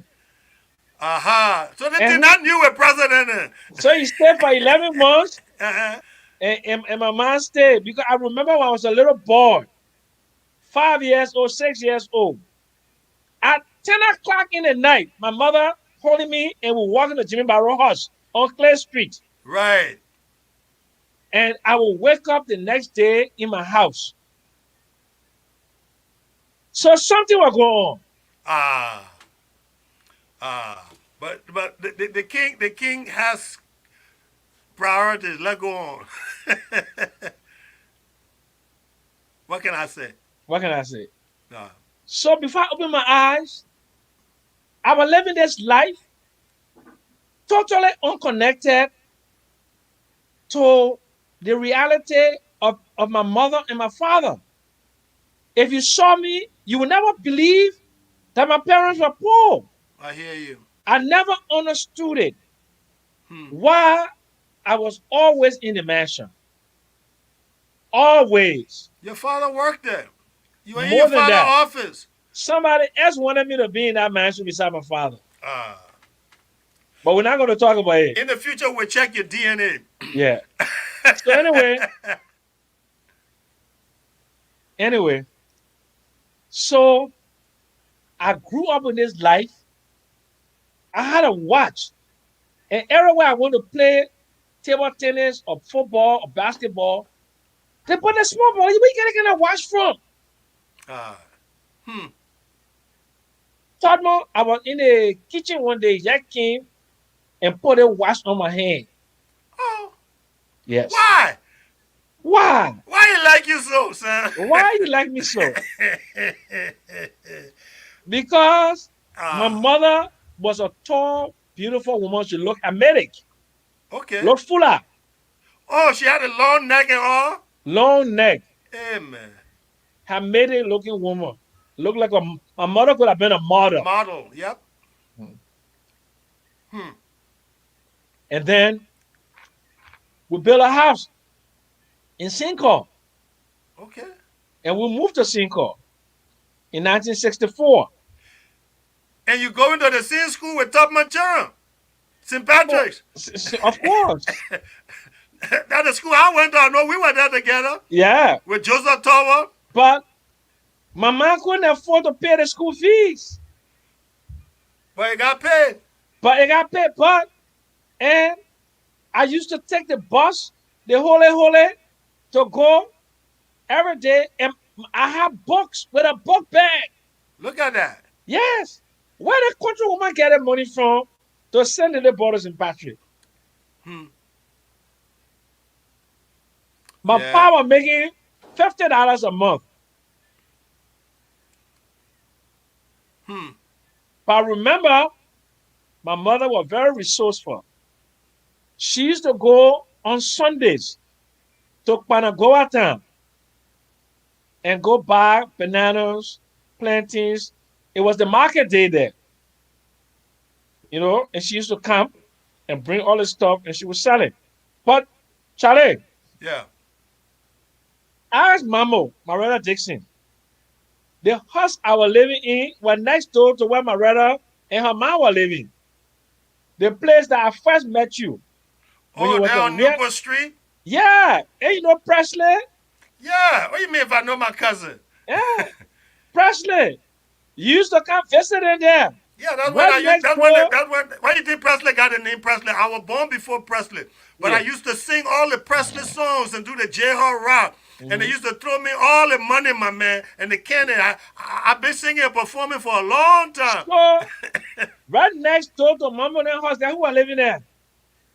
Tell me, Joseph Joseph Johnson and Prince Johnson, the current Prince Johnson, PY really? Day. I didn't know that.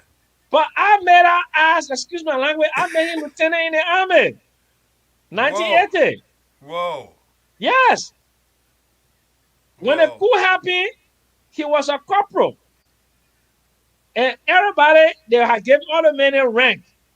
And he was not involved, he was not part of the 17 men that did the coup. So he came to me. He said, Samuel, how you call me? Samuel. He said, all my friend they feeling came in their position. I mean, I ain't got nothing.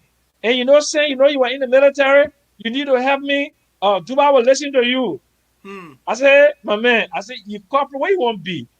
I said, first now, CO, that lieutenant. You can't pass me. I mean, I want to be captain. I said, no. I said, no. So you're I said, negotiating for a position. yeah, so I wrote a letter. I asked him a few questions, tactical questions, and he was a good military guy. So I said, okay, I'm not gonna get in too much trouble if I have the ass to become tenant, not knowing I was creating my own monster. Does he remember that? What? 1992, January 15th, I bought in Liberia. Prince Johnson was controlling Corwell, and they had an interim government in that time they opened the road between Greater Liberia and Monrovia. Okay. The curfew was on. ECOMO was in Liberia. And I just went there, I went to El Maison. The I, man, I knew something carried you there in the night. Go ahead. no, but they were there in the night because the curfew was 6 o'clock. Okay, so yeah, Amazon, and Amazon is a El Maison around restaurant. 2 o'clock. 2 o'clock is when you start going to bottle El Maison. They have band. Right. Sandy Roberts, then singing there. The man, Sandy Tecumseh, Roberts. Tecumseh Sandy. I said, Sandy, man. Sandy, the younger brother. The Yeah. concert was dead. They have finished killing the concert in 1990. Okay. So, Prince Johnson, Samuel. The man took me in the bathroom and gave me a lot of money, my man. There you go. He Hey, remembered. you remember? But I grew up with him. Right now, go tell the Prince Johnson I'm one of his closest friends. Well, now that you go into Liberia next week, make sure he knows you in town. But I don't want to go to Prince Johnson. I Anytime I go said, to Liberia, okay, okay, anytime okay. I go to Liberia, he the first man I go to. I grew up, I met him lieutenant. I'm saying it publicly. You tell him I wrote a letter for him to But, become lieutenant in the but army. ain't nothing wrong with that. All of us got history. All of Yeah. us got somewhere So, because of the people who invest in us. yeah. So I went on his base, and there's something he put him in my hand on our base. I will not say it now until if Prince Johnson died before me, I would say it. But right, as long as Prince Johnson is alive, You can't I say will it. I will protect my friend. Okay, Because the thing he put in my hand that was in his case, and he told okay, me what it was. okay. I will keep it and die with it. That's all But right. if he dies first, then I will go to his Then you can obituary talk it. and talk it. Wow. Okay. So we in around So 1969, right? yeah, 1969. Yeah. 1969, we're coming now to the point in Liberia now where people starting to wonder. They're jolly. When will it end? How Mm. far can it go Mm. with a one-party political system? That I saw you, then I come from school year. No. People that did not come. People that No. in 1970, But they're almost coming now. they coming down small. 1968, you remember the family trial? Yeah. Okay, so all the thing now. Remember 1969, there was somebody in Cottington that wrote something and they expelled him. Hmm. Remember Kringer Harris then? Yeah, my Okay? brother-in-law. Yeah. Wait a minute. Wait a Remember? minute. There was. I think it's around this time. I may be wrong time-wise, but there was a brilliant guy. I think from Nigeria who was teaching at the university or something like that, who got killed. Obi or what's his name? Justin Obi. Okay. Justin Obi didn't get killed until in the 70s. Yeah. But in Okay. That was 1969, okay. in 1969, he was teaching at Cottington. All right. Brilliant And guy they did, though. yeah, brilliant guy. He was a PhD. They did something to him. He didn't like it. And he came and killed the bishop, Was it he the one Taylor. that killed Bishop Brown? Bishop Taylor, Dilla. man. Then he killed Claude Nader, who was the secretary for the thing. The Episcopal, in fact, the building, right there, the Episcopal building right The there. cathedral. The cathedral. No, not a cathedral. There's right Chase Manhattan Bank used to be. That the Episcopal Plaza there. Which street you talking about? Which street you talking about? Where Meridian Bank used to be. But before that, our churchman had a bank in there. Okay, okay, Next okay, to it, up in there, okay. that what they call the Episcopal building. The Episcopal church on that building. Got you. So that's where he went. That's where he murdered them? He murdered them. And he was running away. And they caught him. Eugene Peabody then. Okay. They knew him. Yeah, they knew that. But they executed Obi in 1974, I think. He was hung by the neck because I still recall the picture in the newspaper. Yeah. Wow. Wow. Yeah. Wow. My goodness. My goodness.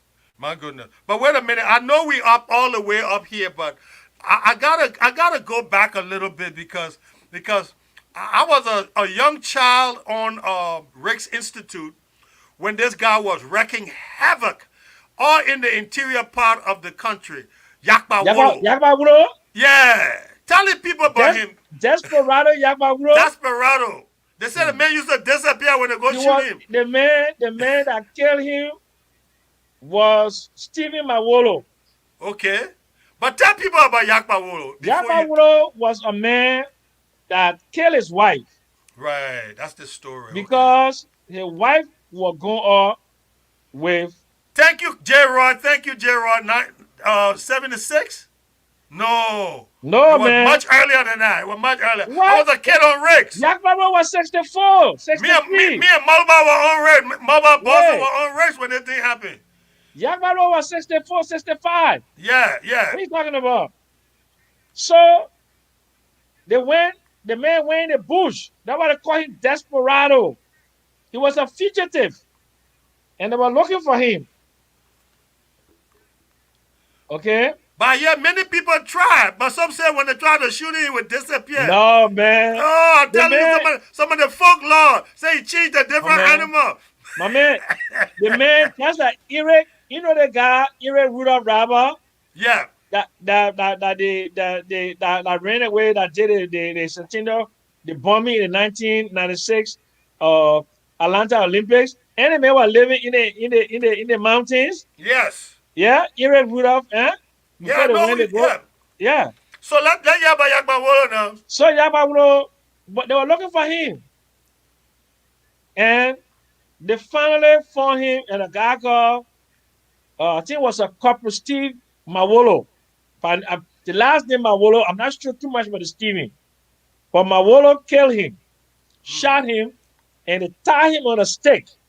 Yeah, apparently, according to Adam, he was hiding in a palm tree. Yeah. Shot him down. And they brought... No, they used to have the M1. They didn't have M16 at that time, M1. No, the M1, that's all rifle where you cock. Yeah. And you got to aim good now.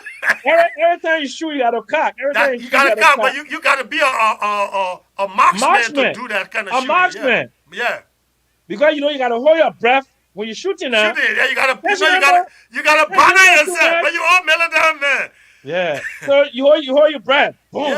Yeah. Boom. But then it's going to backfire with your chest, so. Yeah. It got to recoil. You don't move your chest, because if you move your chest, you move your hand, you will damage yourself. Yeah. You can't breathe. You can't breathe. Go ahead. Damn it. Yeah. So they shot the man, brought him to town. I believe it was 1965. I believe it was around that time too. Yeah. Because let me tell you something. There was a lot of relief because people were scared. Oh, my man, everybody was scared. But let me go to Google, and let me tell you what Google will tell you. Desperado Yakba Wuro, Liberia. It will tell, Google good old. Folks, we're reminiscing. While we're reminiscing, we're dealing with Liberian history according to different events, some things we can recall. We go back to the years. We tell you what's happening economically, socially, morally, the dynamics of that time that's happening in Liberia. Many of you have never heard some of these stories.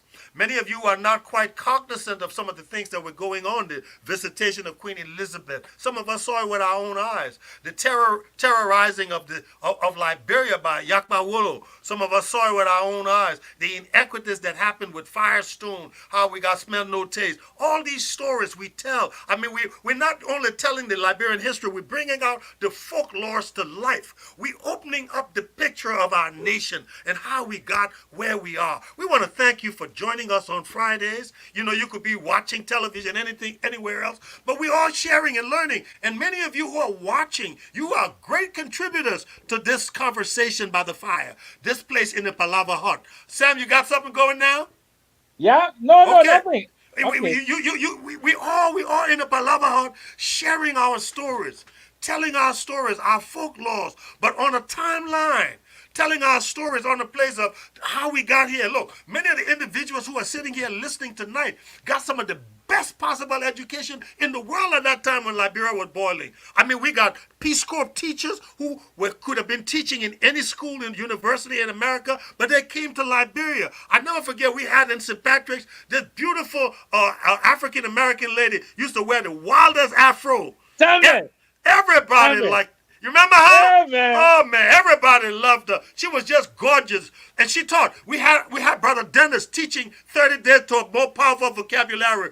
Brother John, we had Brother Dennis coaching the basketball team. I mean, we had things going on in Liberia, and we were learning. We were learning because learning Okay. was imperative. What for the Dennis last name, man? Dennis, Dennis, Edwards, no, Dennis Van Garman. Van Goven. I remember John Yeah. Zuckerman and Yeah. Edward Falcon. But Dennis, I went to a St. Patrick's reunion in South Bend, Indiana. Thank He you, came Adam. up with his wife. Wait a minute. I got to hold on there. Adam, I enjoy you tonight. You're helping us tonight. Miss Brown was the name, man. She was Chocolate Brown, man. Oh, my goodness. Yeah. Thank you, Adam. Go ahead, Sam. Yeah. Oh, Stevie Adams know that woman, man. Remember Stevie Adams? Stevie Who that? Adams, he was too small to know that woman. Who that, Adams? Stevie Adams, he's too small to No, know no, that woman. Adam knew her, that Miss Brown. That man didn't know that man didn't know that woman. How he know that Miss Brown? My man, her name was not Miss Brown. That was That not was her her name. name. That was her name. No. Yes. That You was her sure? name. Yeah, I'm sure. I'm sure. Coffee Brown, we used to call her, man. She looks like No, that. they call her Coffee Brown because that was the name of the star that she looked like. And you lying about that. She looked yellow, her though. Yeah, she looked like Coffee Brown in the show. That was not her name. In fact, I saw her in Brooklyn in the, Oh, in the the man 70s. was in the 7th grade, and the man know, my man. Come on now. When Stephen was in the 7th grade. When I was When in the 9th grade. When I left 1970, Steve was not in St. Patrick yet. Come on here. Yeah, That my man man. a small ball compared to you and myself. Steven, you gotta put in there how old you are so we can No, know. because when I left 1970, Stephen was not in St. Patrick yet. Okay, but let go on, let go on. Because I'm about 7 years older than Steve. So when I in high school together, But maybe you have plenty of age and in low grade. I don't know. I beg you. I was 16 years old when I came to America. Okay, you got anything on Yakpawolo? No, I couldn't find it. It's the spelling of the name that would be tricky. But it's YAKPAWOLO Yakmawuro. Okay. Okay, but they call him Desperado Yakmawuro. But I do know I was on rakes with Tenike Saye, with Moba Bosse, with people like those at that time, and we were in Dennis Hall, and this guy was wreaking havoc all throughout the country. Great fear God gripped the nation. Go ahead, my brother. So the situation happening now where the schisms will start arising in the early 70s. You understand? Yeah. St. Washington left 1970. So by the people that came, Amos Sawyer then came in 1970. All the other men that came in the late 60s. Edward Kessler them. So now the oligarchy, where everybody used to be, go to Marina, go to Fancy Fair, go to Salvatore, okay? Everybody go to Society Hall wearing top high coat. The guy came now. Can what I started wearing, Charles? I know dashiki. They started wearing dashiki. I remember. And sandals. And Yeah. Chipotle. Yeah. The minute, Afrocentric. but what I was doing, we were resenting that were resenting that were were The were Western. resenting were resenting that hedonistic that that society where it lived in a bubble and Okay. then there was not concerned about the people living 30 and 40 miles outside of Monrovia. And why is that? Why is that? Suddenly now there's a new group Yeah. with this new viewpoint, a more global or Afrocentric viewpoint, a Pan Because Africanism. the Where guys does came that to come from? America. They saw the Martin Luther King struggle. They saw the struggle for rights in America. They saw the civil rights marches. They used to read Ebony. They used to read Jet magazine. Remember Ebony and Jet magazine? Yeah, yeah. Okay. And They put now they're color, reading. Now they're reading about Marcus Garvey. They're reading about Malcolm X. They're but not hearing only these. reading. They They were yeah. living where Ezra Brown and Stokely Carmichael and these guys then were raging hell in America. When I came to Brooklyn, people like Sonny Carson, Herbert Daughtry, Jim Coffey, these are the revolutions that blew my mind. I went to Herb Daughtry Church, Right Reverend there in Herb Brooklyn. Daughtry, I preached there. It was on right there on Atlantic Atlantic Avenue. Avenue. There you go. Atlantic Avenue. Yep. Herbert Daughtry, Yes. my buddy Herbert Daughtry. Okay? David Dinkins, we made him mayor. I know that mayor. I knew him very well. As a matter of fact, met him several times. Uh, Loved to play tennis.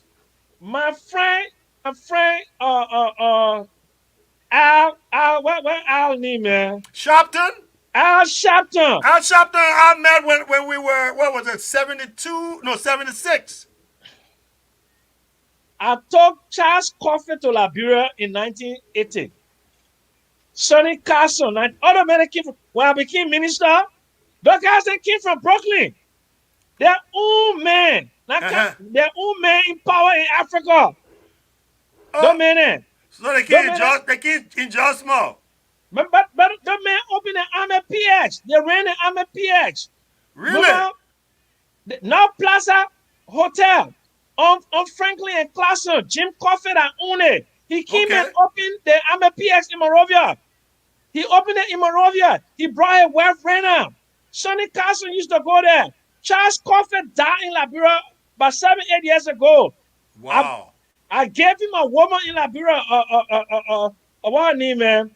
Hey, God, Eileen, my old girlfriend. Come on, Stan. Let's go back to the history. Leave it alone. Yeah. Sorry, man. When I became minister in 1980, their own revolutionary son from Brooklyn, New York. You listen to me? I'm listening The man, vividly. man, I said, Percy Sutton sent his secretary to me in Liberia. Wow. Because Percy the man, Sutton. That was Percy a political Sutton, giant in the my Harlem man, area. the man, WBLS. I Yeah. went to visit the man, Ken Spider-Man, where Frankie Crocker got to hold me up. Because now, I'm from New York now, and we've been taking power in Liberia. There you It's go. opportunity now for For them African American investment to to come to the come to Liberia. motherland. Yeah. Yeah. But Tom was an ass. Tom was a complete ass. Watch your language, Every Sam. year, Watch your language, Sam. he You was an said, ass, man. hey, watch your language, Sam. No, the American people know me. He was I'm a part of the buffoon.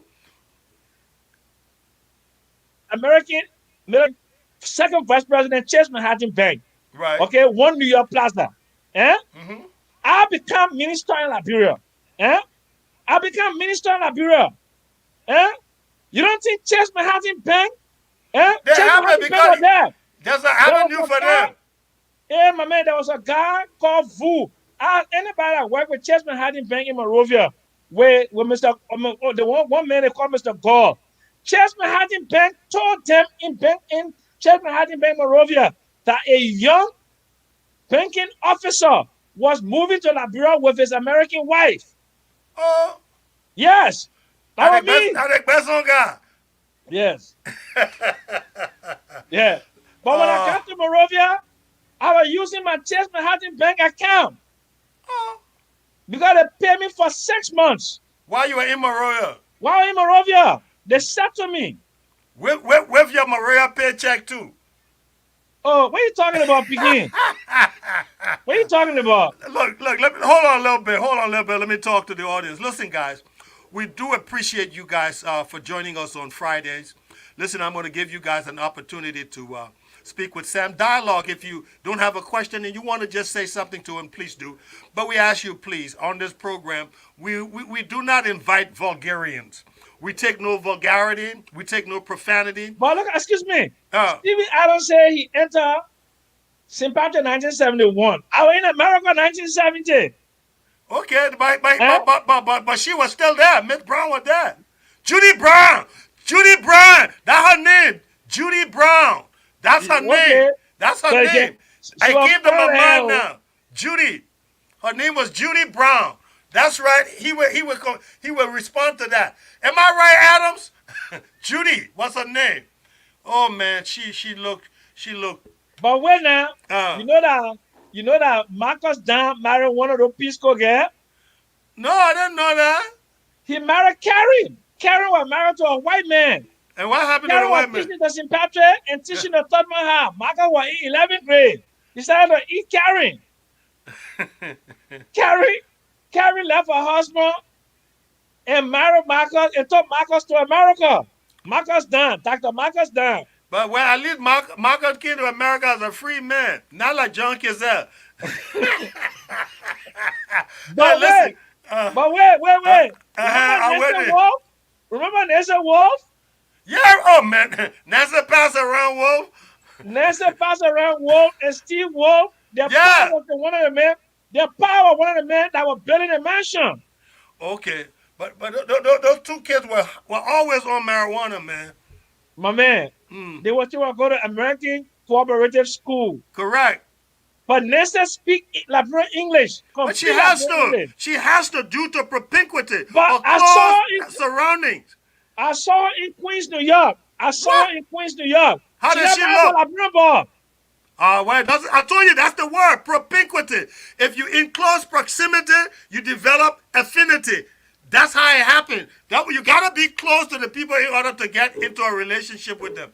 But they love Liberia. They love Liberia. Listen, guys. I'm going, Sam. I gotta go in the next few minutes. So I'm putting the number up, guys. Just give us a call. You got a question for Sam Jackson, or you got a comment or something you want to say tonight. We enjoy you being here. We want to make this interactive the last 10 minutes.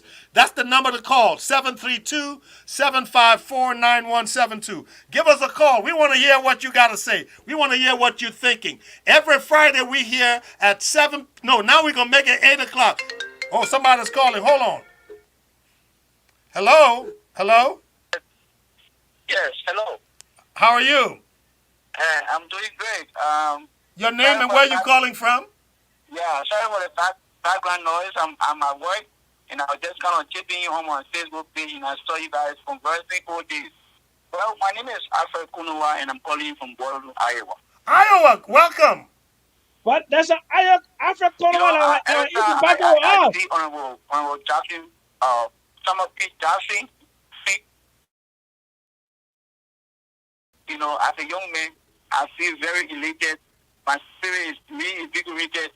I feel inspirational, you know, when I listen to him. Wow. So, Honorable Jackson, I want to say good evening. Thank you very much, Mr. Did you hear him Konowa. say Nice good to meet evening? you. Thank you so much. He Nice said, to nice talk to to meet you. you. Nice to talk to you. Okay. I'm listening on the headset. That's why you can't hear it. But I'm telling you what he said. Go ahead. Is that Okay, it? yeah, Honorable Jackson, I look forward to meeting you in person. I'm one of the Liberians that feel very proud of you. And I want to say thank you for your good work for the country. And I look forward to seeing you in Monrovia in December. I don't know how long you'll be in Monrovia. I'll be there for only. I'm arriving on the 22nd. I'm leaving on the 2nd, and I'm coming Yeah. back on Yeah, the he's talking to 24th. you. He said he would be back on the 24th. Yeah, That's but Alfred. I'll be there from the 22nd to Yeah, the I'll 2nd. be in Monrovia on the 25th, but it will be late night hours. I'll be arriving by 10 o'clock. Okay. So, Oh, but then I will only have I 2 more hope to days there see because I'm you when I leaving. get there. Okay, you will see him. You will see him. I will let you know how you can get in touch with him because we will do a Okay. program while he's there, and you will know where he is.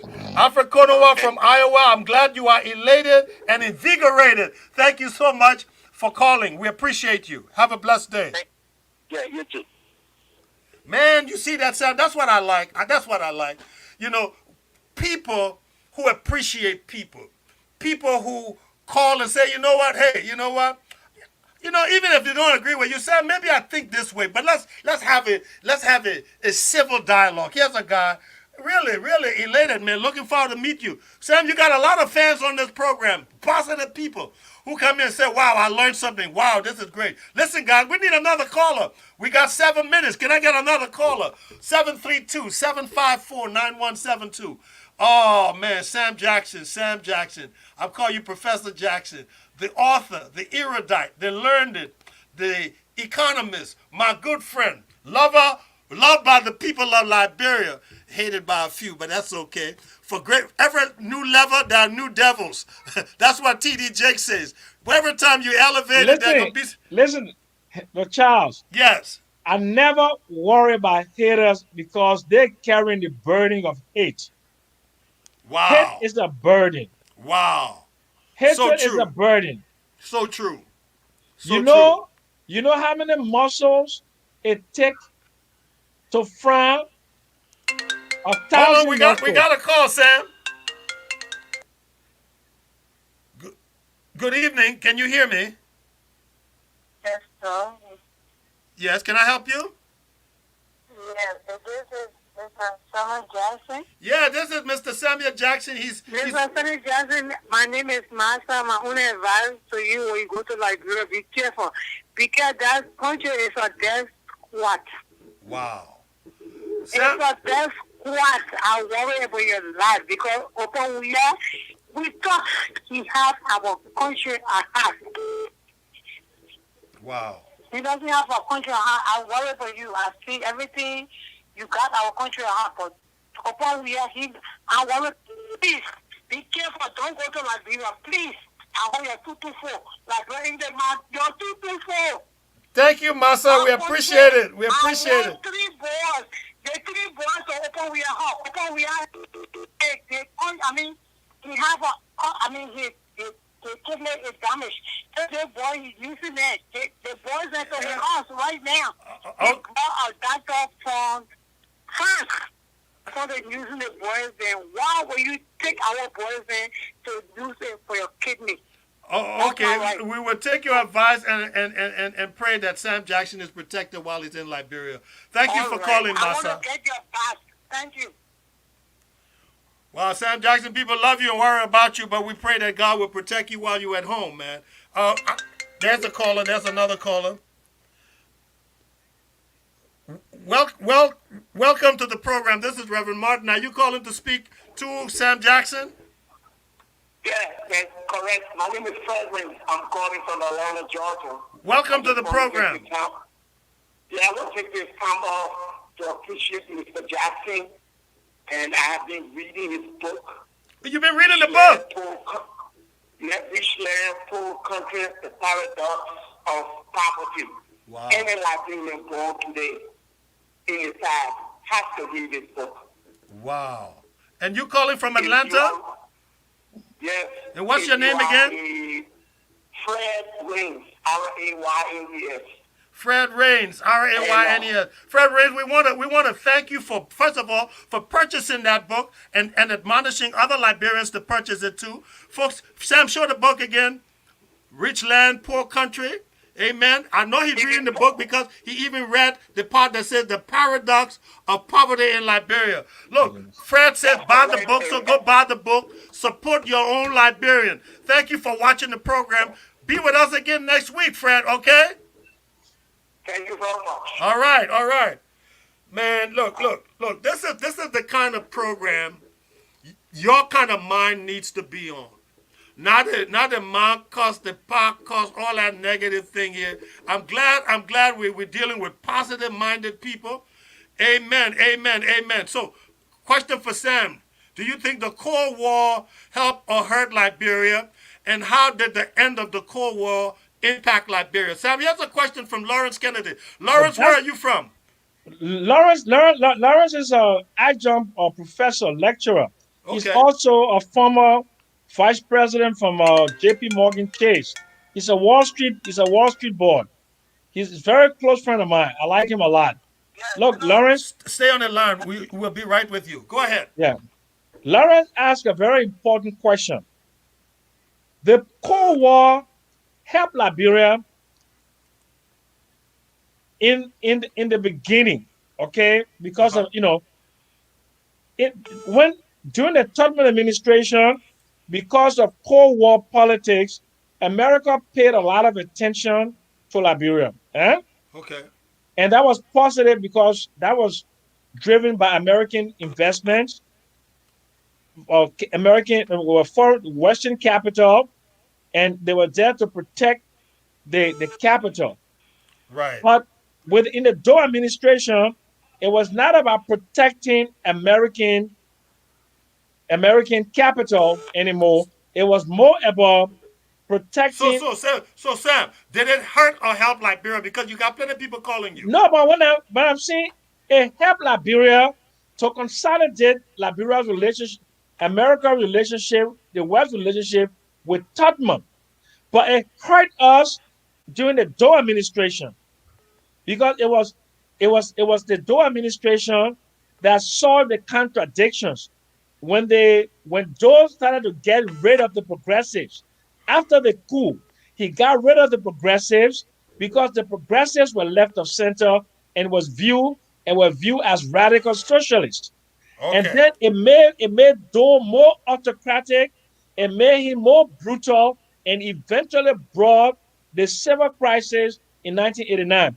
In 1985, when Doe stole the election, George, I think when Schultz said, at least he said he won the election by 55% and not 90% as in other African countries. All right, And Sam. they, I got the point. I think you answered the question. It hurt on one end and help on the other. yeah. Yeah. Okay. Go ahead, caller. What's your name? Again, my name is Alfred Kunawa. I am from Iowa. I just like to tell Mr. Sonobi Jackson again, thank you for the level of honesty that he put into the book. I just bought the book. I bought it about 2 weeks ago. I am continuing to read it. I look forward to meeting you so that we can have a very serious conversation on those things that you talk about in that book. Wow.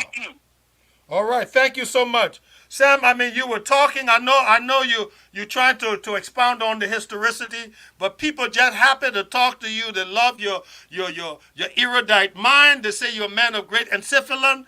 You got good brain. Okay, and you're telling the truth. You're talking the thing straight up. You know what? You got called from Houston, from Worcester. You even getting a call from Liberia, but we can't get it all. But I'm gonna ask one more question before we leave tonight. The question is from Adams. I think you can see the question. Adam asks, Sam, how do you think Hitler would judge Ellen's legacy? We ain't touched Ellen yet. Okay, we're going to Ellen next week. So we get to Ellen next week because now we want to come to the period of conflict. And that period of conflict starts from 1979. Okay. By the time you have to start to deal with people like Ellen and Ellen's role in the whole political economy and also the war and post-war. And Ellen had the greatest opportunity of any Liberian president to make a transformation of the Liberian people. But I would reserve judgment Thank you. on that for next week. Ladies and gentlemen, we've been listening to Samuel P. Jackson. He's been talking to us about the history of Liberia, but like I said, like a drone, he comes over time, delving into it, sometimes coming low to a place where he can revisit his own childhood and revisit some situations and even smell the situation, see it, feel the breeze of the time. That's what we're going on. I want to thank all of you for joining us on Fridays at 7 p.m. I mean, it's been a great time in class. It's been a class where you participate, a class where you relate, a class where you connect. Oh my, come on, somebody want to know, Sam, how much is the book? How much is your book? Well, we got two versions. Okay. We have the print version, Uh-huh. is for $29.95, Uh-huh. and the electronic version is for $9.99. Okay, But you you can heard get it that. on Kindle. Yes, Print 29 E. The e nine copy ninety is nine. Yeah, 9.99. yeah. Okay, folks, ladies and gentlemen, look, we gotta go next week. We will pick up from 1970. From 1970, I love that time because you know what? We're gonna have some belt bottoms coming on. We're gonna have some Tom Jones shirts coming on. We're gonna have some dashiki coming on, and we're gonna have Liberia for the most part still balling because How about 1970. how about some sweet mother shoes? I said sweet mother shoes. I'm talking about the high ones. The shoes Yeah. got 10 tune. Yellow, blue, green, red. I never forgot. There was a guy called Warraby, Timothy Warraby. He told me one time he had a 10 tune shoe. We coming on next week in 1970. My goodness. I can't wait. Folks, join us next week. Sam, let's make it 8 o'clock, all right? Because 7 is a little Okay. too early. Okay, What? folks. Well, listen to me. Uh-huh. I'll be in a hotel in New York, Right? chilling with my bottle of Hennessy XO, getting ready to get on the plane on Air France. I'm going to Paris first. Charles Yeah, but Martin. Sam, just remember we got a show at 8. Don't hit the But Hennessy wait too now. hard. But wait now, I will take a shot. Yeah. I will take a shot so the medulla oblongata can Yes. be in. I can put it in gear Yes. But because now uh-huh. 1979. You talk Hey, about when I came into the picture. uh-huh. So I've been talking about my relationship with a light-skinned, very fine woman. As long as you got some history to it. Yeah. Yeah. No, the very fine woman are Ellen. Oh, I used okay. to pick that girl up. They was young. She was in her 30s. But you can't talk too much. You can't talk too much. No, we do nothing. Okay, I used all to right, pick- good, I used to pick her up. Uh-huh. I used to pick her up. Leave That's that how one for I'm married. next week. Hold the thing. Leave it. Well, just leave it till you used to pick her up. Ladies and gentlemen, that's Sam Jackson. We'll be on next week at 8 o'clock. He would have had one shot of Hennessy. I would have had a number of bottles of I water. would be in the Radisson Hotel. In the Radisson Hotel. I would be right there at my desk at Unity Fellowship Baptist Church. And Sam, you know, I gave up alcohol a while back now, so that would be none for me, but I have a bottle of water. You drink the Hennessy for us, okay? Ladies and gentlemen, thank you for watching. Before we go tonight, I want to thank you. In fact, look, Sam, we got somebody that was calling from Houston. And what's that? I will make sure I call them next week. I will get their numbers and we will call them in. So you who called from Houston, you who called from Massachusetts, we're going to get you. And you who call on WhatsApp, I'm going to get the number for you. Next week, you're going to be the first people to talk with Sam Jackson. But Sam, Yes, sir. I know what you're doing. And I want you to listen to this. Where is it? There's a song that should have come on. One-way ticket There it to is. Monrovia. One-way ticket to Monrovia.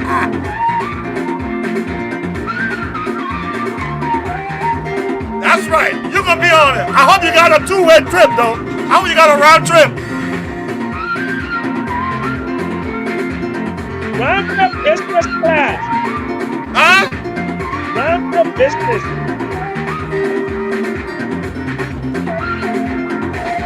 I thank my Lord Well, for God of peace. well. He always sends a friend. Thank God for the United Nations. Yeah, man. I thank my Lord This is Bernard. And my Liberian girl, Sissy Bernard. She in Maria right now. She in Maria. Where with my wife?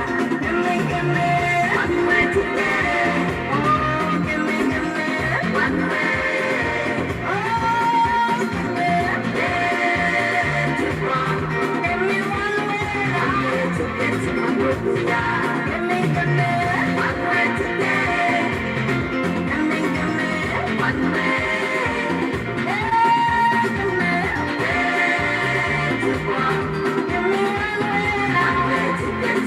way,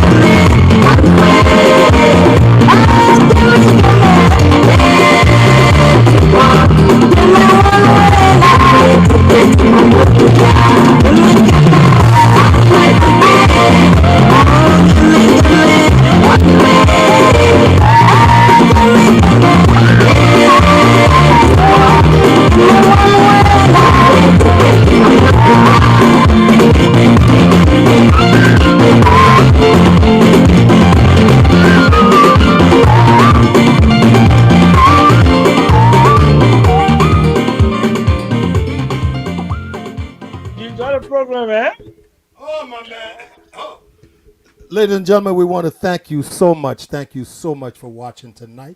We had a great time. We have a great time every week here, Liberia's History, Past, and Present, with the erudite, our facilitator, Samuel P. Jackson. I'll be here again first thing on Sunday morning at 11 a.m. 11 a.m. You want to have a good message that deals with the situation that's going on with our time right now? Come on, come on, come on. Join me Sunday. Join me Sunday at 11 a.m. 11 a.m. For our worship service. Sam, I can hear you. Put yourself on mute. Put you on mute, Sam, on the program. Thank you. Ladies and gentlemen, thank you all so much. I will see you guys on Sunday. On Wednesday is my Bible study. But this next Friday, just before Sam Jackson leaves for Liberia, we will be talking to you from 1970 up until maybe 1990. 20 years. We'll be covering a 20 years period. A 20 years period. I've been your host, Reverend Charles Levi Martin, Chairman C. Levi Martin Ministries. I appreciate you. Have a good night. God bless you, everyone. Good night, Sam. I said, my man, I'm on the phone with a friend of mine. I will tell you who he is. I will call you. All right. Good night. Yeah. Good night. No, I tell him, Charles, I won't call your name. I tell him I'm with a friend on the phone. I'm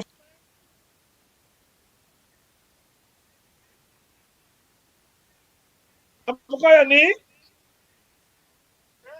Casey Jones. I'm on the phone with Pulica. But you know what? I'm sure you will incorporate him in the history next week. But the man, I'm a man. The man Paul makes the best pepper sauce in Finica. Okay? The man Yes, sir. the man Paul was an entrepreneur. The man Paul was a manufacturer. The man Paul was a food processor.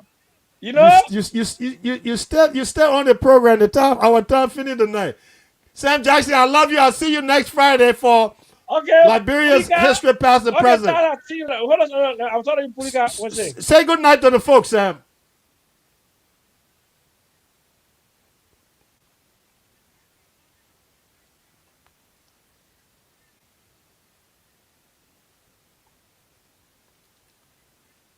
Ladies and gentlemen, I want to just thank you all for just being here every week. We look forward to a great time next week. I'm Reverend Charles Levi Martin. I want to thank you again, as I said before. Liberia's History, Past, and Present. It's going to be 8 o'clock next week. We're going to go 8 till 10. Wednesday's Bible study is from 7 till 8:30. And then my worship service is from 11 till 1 on Sundays. 11 till 1. Thank you all for watching. Love you all. Have a blessed and pleasant evening. God bless you. Heaven smile upon you.